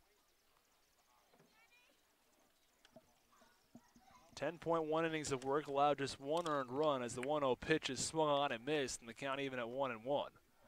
The only run he allowed was versus the YD Red Sox. It was a home run. 0.87 ERA, also a 0.87 whip. Both numbers very strong as the 1-1 pitch swung on, a line drive into left field for a base hit. To lead things off for the Wareham Geatmen as Austin Shenton is aboard. The left fielder, number 7, Jeremy Shenton picks up his second hit this evening, so the average will continue to climb, maybe over the 400 mark now, as he's 2 for 4 in this evening's ball game. His average is just around 400 before. And Jeremy Idens, right-handed hitter, steps in. Runner on first base, no outs.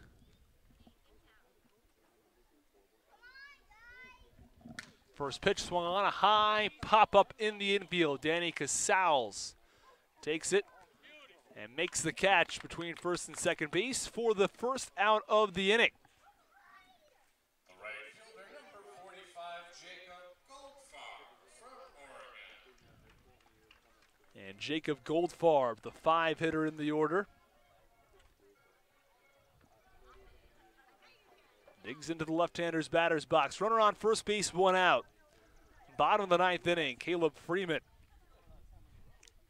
has come in for the Harwich Mariners after pitching in 2 innings in last night's game. First pitch, fastball in there for strike one on the count, no balls and 1 strike.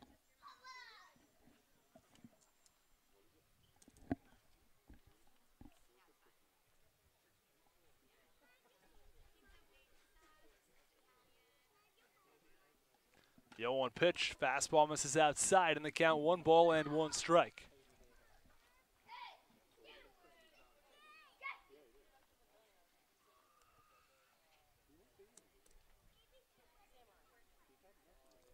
Freeman gets a sign from Meadows. Runner on first base, 1 out. Bottom of the 9th inning, a 6-2 Mariners lead. The pitch cut on and chopped foul softly down the first base side towards the Wareham dugout.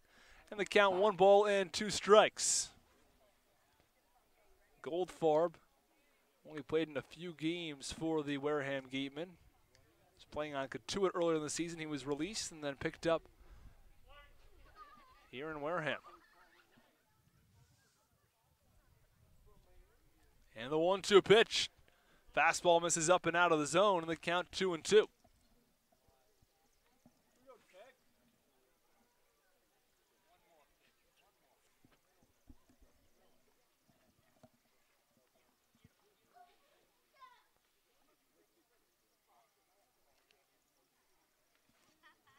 The 2-2 pitch from Freeman. Fastball misses just outside, and the count runs full at 3-2.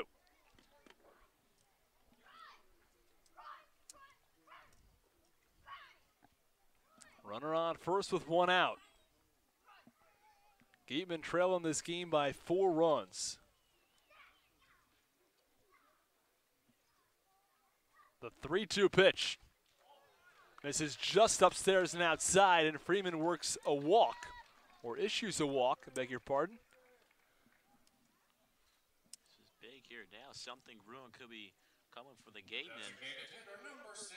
It's a close pitch. It looked good from Freeman, but just misses a little high and maybe a little outside. But and now 2 men on, and the Gatemen trail 4. So anything can happen here.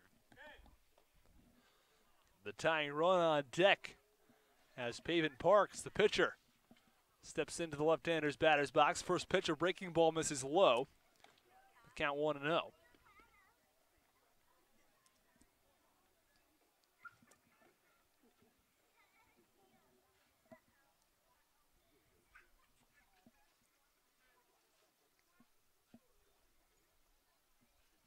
Runners on first and second. The 1-0 pitch. Fastball in the inside corner, and the count even at 1-1.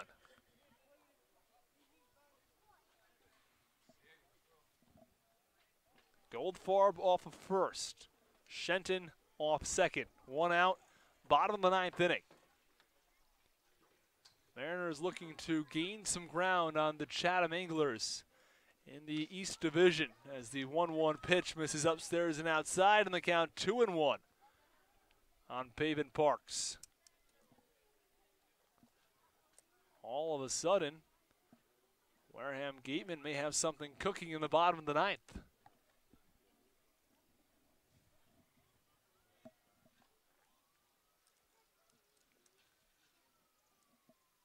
2-1 pitch from Freeman. This is just outside, and the count 3 balls and 1 strike to Parks.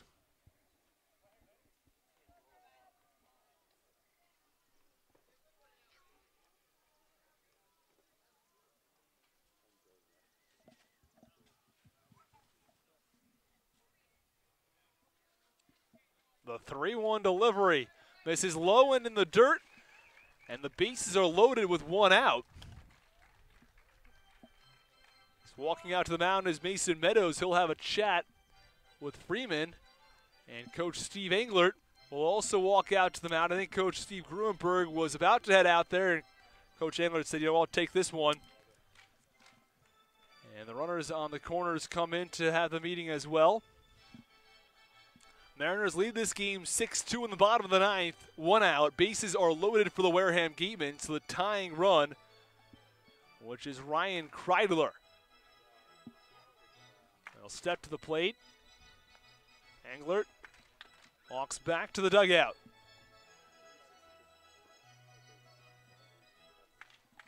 The third baseman, number 5, Ryan Kreidler from UCLA.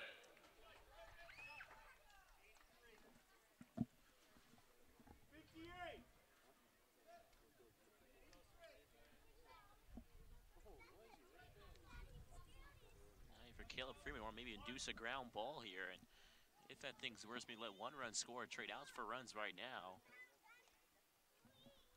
In the first pitch to Ryan Kreidler, in there for strike one.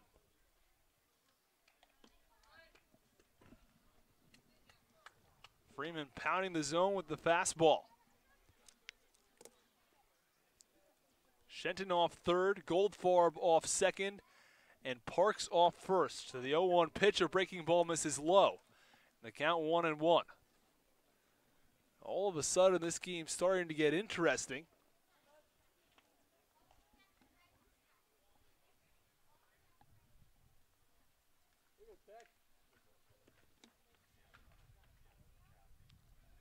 The 1-1 pitch. Fastball misses low in the count 2-1. You saw Freeman right tack right away with the fastball.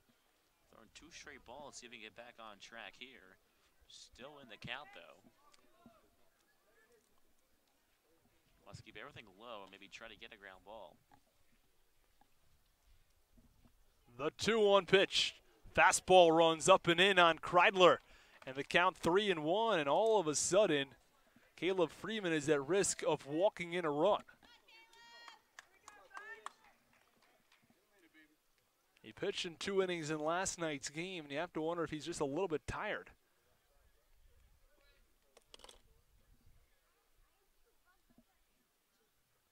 The 3-1 pitch. Fastball misses low, and he walks in a run. And now the tying run stands on first base with 1 out.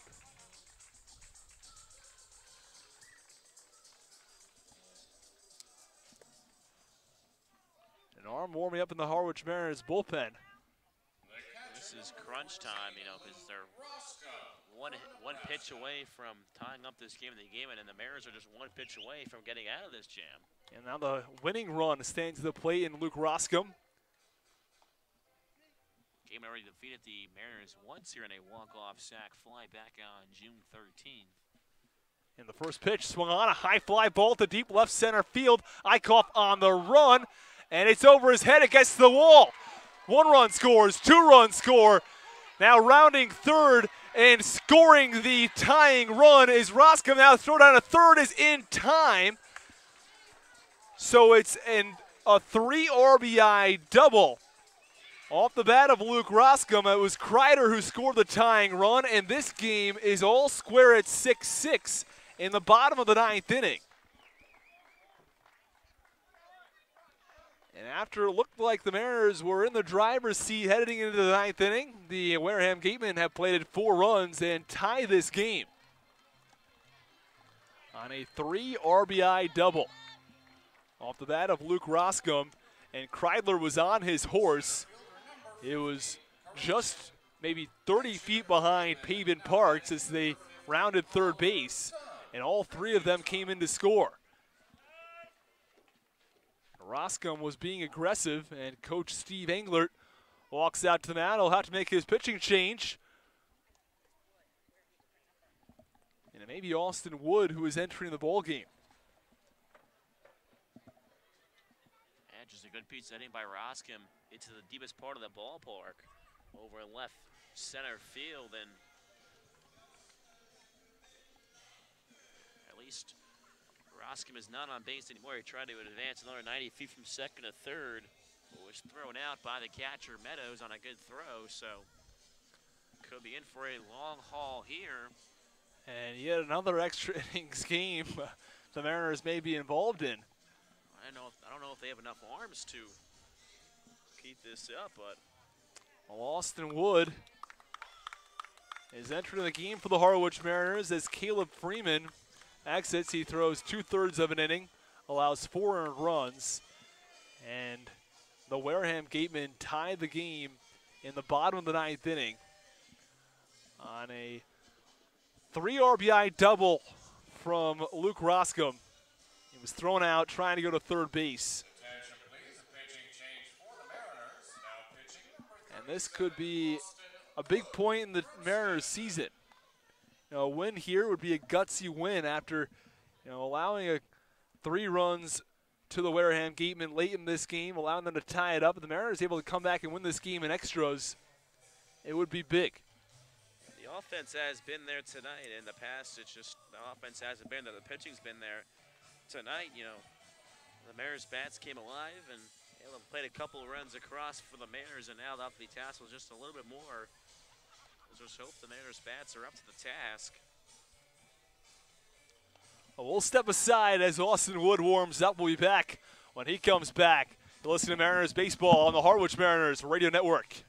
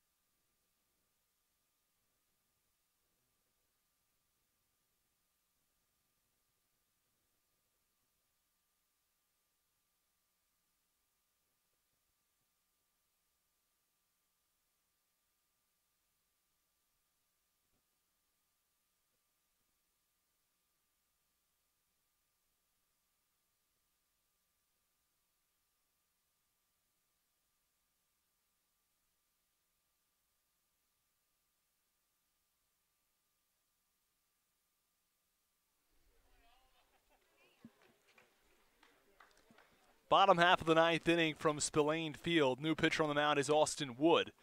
2 outs, 6-6 ball game as the first pitch misses low to a pinch hitter, Oliver Dunn. Oliver Dunn is just 3 for 41 on the season.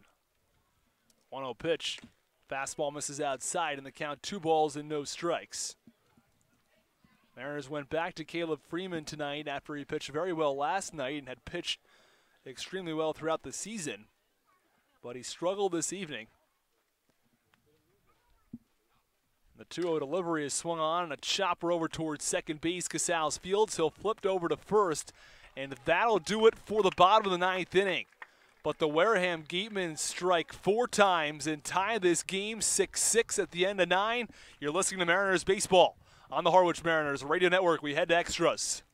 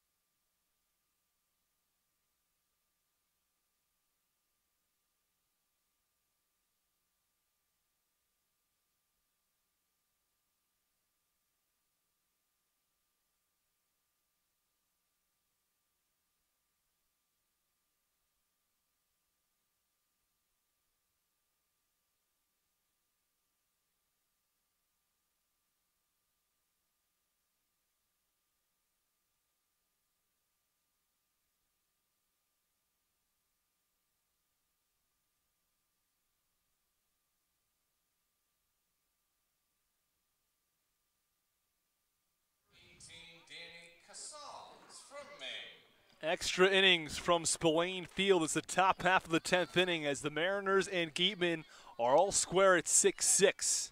Pavin Parks back out on the mound. First pitch to the right-handed hitter, Danny Casals, is in there for strike one. Mariners led 6-2 going into the ninth, but a rally from the Wareham Geatman tied it up as the 0-1 pitch is in there for strike two with a fastball on the count. No balls and 2 strikes.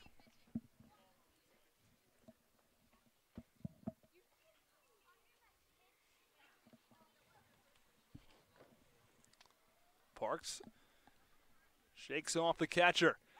Now the 0-2 pitch, fastball in there for strike three.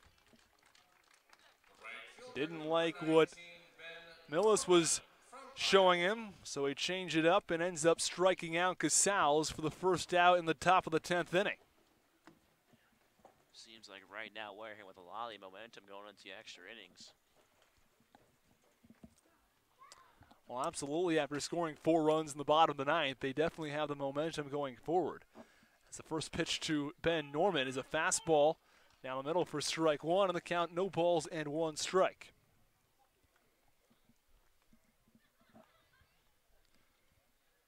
Norman digs back in from the left side. The 0-1 pitch cut on and fouled off over to the parking lot behind home plate, and the count 0-2.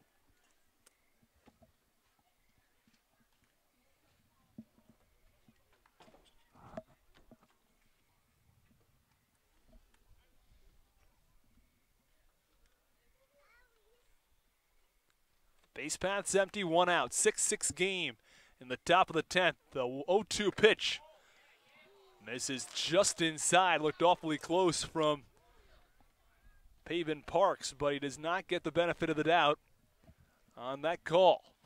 So, the count 1 ball and 2 strikes on Ben Norman. The 1-2 pitch swung on a high chopper over towards second base. Don Fields throws to first, and it's in time. 2 away in the top half of the 10th inning. Yeah, nice play by the newly additions, Oliver Dunn. Oliver Dunn over at second base. Now Isaac Collins moved up to right field. Iden's over out in center. Now Jacob Goldfarb moves to left field. So a little bit of defensive positioning going on here. Substitutions. And now with the 8-hitter, Mason Meadows. Digs into the right-hander's batter's box. First pitch misses low for ball 1.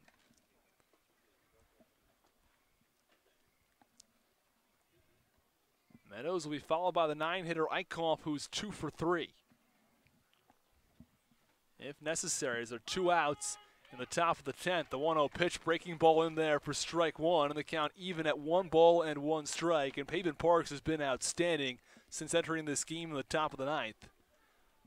He's steadied the ship for the Gatemen so far. And the 1-1 pitch. Fastball in the lower part of the zone, right at the knees on Meadows, and the count 1-2. Base path's empty with 2 outs in the top of the 10th. Mariners and Geatman tied at 6. The 1-2 pitch swung on a high chopper over towards the Mariners dugout. Goes over the dugout. That's the count. 1 ball and 2 strikes on Mason Meadows. Meadows 0 for 3 on the evening, looking to turn that around. He has an opportunity to do so here in a pretty big spot in the top of the 10th inning.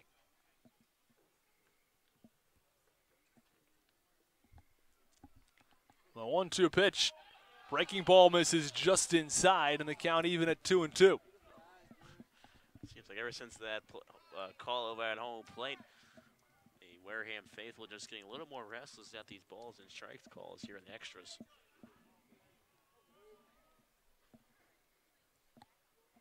The 2-2 pitch swung on, a chopper over towards shortstop, fielded by Valenzuela. Now he's got some trouble. He can't hang on to it, so it'll be it'll be a hit given to Mason Meadows. There's a runner on first base with 2 outs. Valenzuela should have been able to field that ball. Throw probably would have been in time over at first base, but the hit is given to Mason Meadows nonetheless. Now the Mariners have a runner on here with 2 outs, however, in the 10th, but at least runner is on there. Wouldn't be surprised if Meadows tries to steal second, put himself in scoring position. First pitch swung on and grounded foul off the bat of Nate Eichhoff. Eichhoff's average up 20 points tonight alone. Is at 191 coming into the night, up to 211 after a 2-for-3 evening from the left-handed hitter.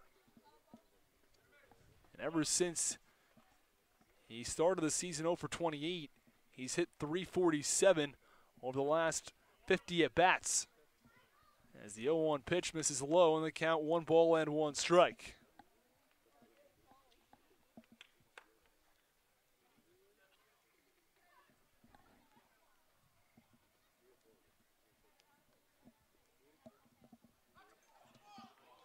Oh, and they're going to call a balk on the pitcher, Paven Parks, as he reached down towards his leg. What was the call there?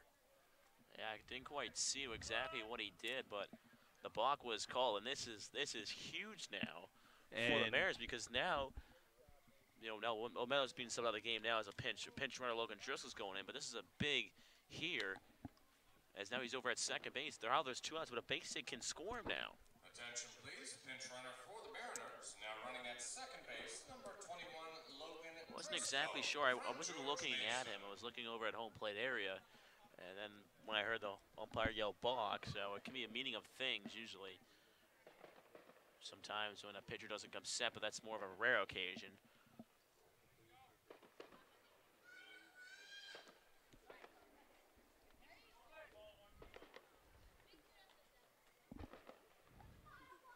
Fireworks go off in the background. Mariners looking for some fireworks of their own tonight. Runner on second, 2 outs. The 1-1 pitch cut on and fouled off from Eichhoff, and the count goes to 1 ball and 2 strikes.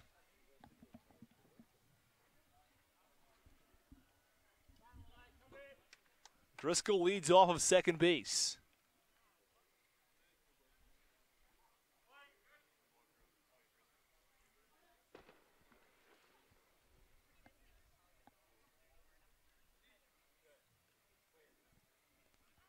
The 1-2 pitch from Parks on the outside corner for strike 3. Eichhoff doesn't like the call, but he goes down looking nonetheless to end the top half of the 10th inning. We'll head to the bottom of the 9th. It's a 6-6 ball game from Spillane Field. You're listening to Mariners Baseball on the Harwich Mariners Radio Network.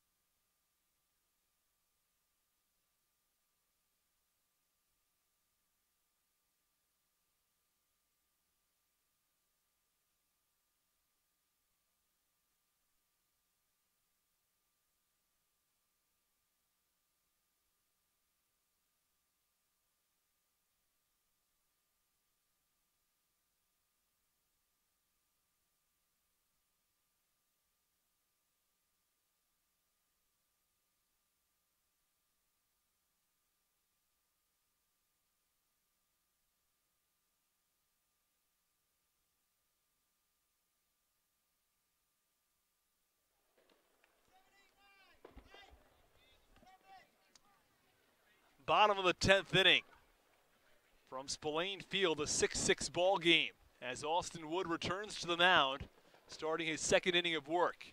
Top of the order, first pitch is to Isaac Collins. Fastball in the outside corner for strike 1.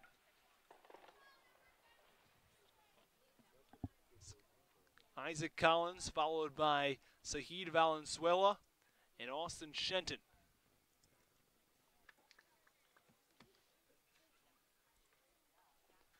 0-1 pitch. Swung on and a blooper into left field for a base hit as Isaac Collins, the leadoff hitter in the bottom of the 10th, gets on base. This is big now for the Gatemen. They had the leadoff run around here in the 10th inning, and they can do a variety of things. They can bunch him over now. They can either choose to hit away. They can do a variety of things. But I think the logical thing here is they're going to try to bunt him over. It's here to Aaron Shunk already in on the grass, so I think that's what's going to happen.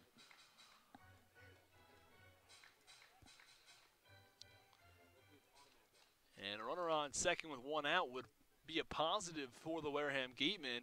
Already squaring around a bunt is Sahid Valenzuela. Bunt down the first baseline. Wood has one play. It's over at first base. He tosses over in time. There's one away as Collins advances to second base. So a runner on second with one out, bottom of the 10th inning in a 6-6 ball game from Spillane Field. Beautiful execution there on the bunt. He does his job, gets it down, doesn't pop it up. From Florida International. And Austin Shenton, the three-hitter in the Wareham Gatemen order. Digs in from the left side, taps home plate. And now one of the best hitters in the league at the plate now with an RBI situation. First pitch, fastball misses outside, and they're going to be intentionally walking Austin Shenton. Makes perfect sense. Runner on the first base is open, and the runner on first base is totally irrelevant to the play. Now, Austin Wood's throwing that ball pretty hard over towards Logan Driscoll. I think that, with these intentional walks, he could really just lob the ball over. You don't want the runner at second to go, but, you don't need to throw super hard. So he tosses now over a little more softly to Logan Driscoll. The last thing you want to do in an intentional walk is to have the ball get by the catcher. So after the intentional walk, it'll be runners on first and second as he throws ball 4. Runner on first base is completely meaningless because the runner on second base is the winning run. And after the winning run would cross home plate, the runner on first wouldn't matter either. So it makes sense for Wood not to face Austin Shenton. It also brings up a double play possibility for Jeremy Idens. Right-handed hitter. One out. Bottom of the 10th inning. Runners on first and second. 6-6 game. First pitch. Breaking ball misses low and outside, and the count 1-0. This is Austin Wood's game at this point. There's no one warming up in the Harwich Mariners bullpen. It's up to him.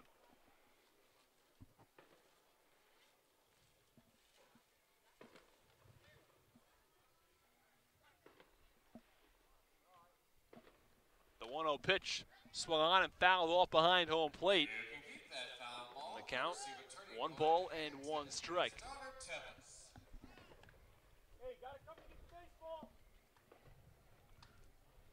These outfielders knowing anything into the outfield, they're going to come up throwing. It's a do-or-die type of play. You don't want to be too shallow right now because a fly ball that you could otherwise catch would then go over your head. But at this point in the game, you also want to cut things off. You can't let anything, you want to make the throw to home plate. You don't want to let the run score. As the 1-1 pitch is upstairs in the count, 2 balls and 1 strike. If a single drops in front of you, you want to be able to have the time to throw to the plate. So you're in that sort of middle ground right now where you don't want to play too shallow, but on the other hand, can't be too deep.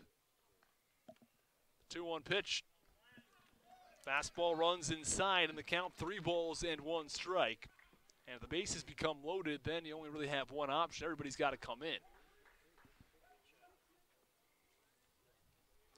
So that's when we might be seeing an extra infielder in the infield. We saw early in the year. 3-1 pitch from Wood. Runs inside.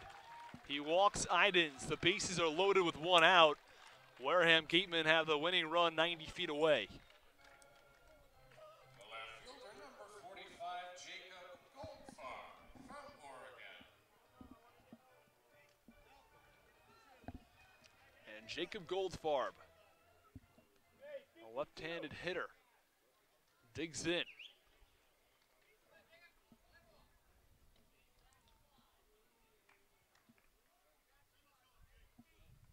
First pitch from Wood.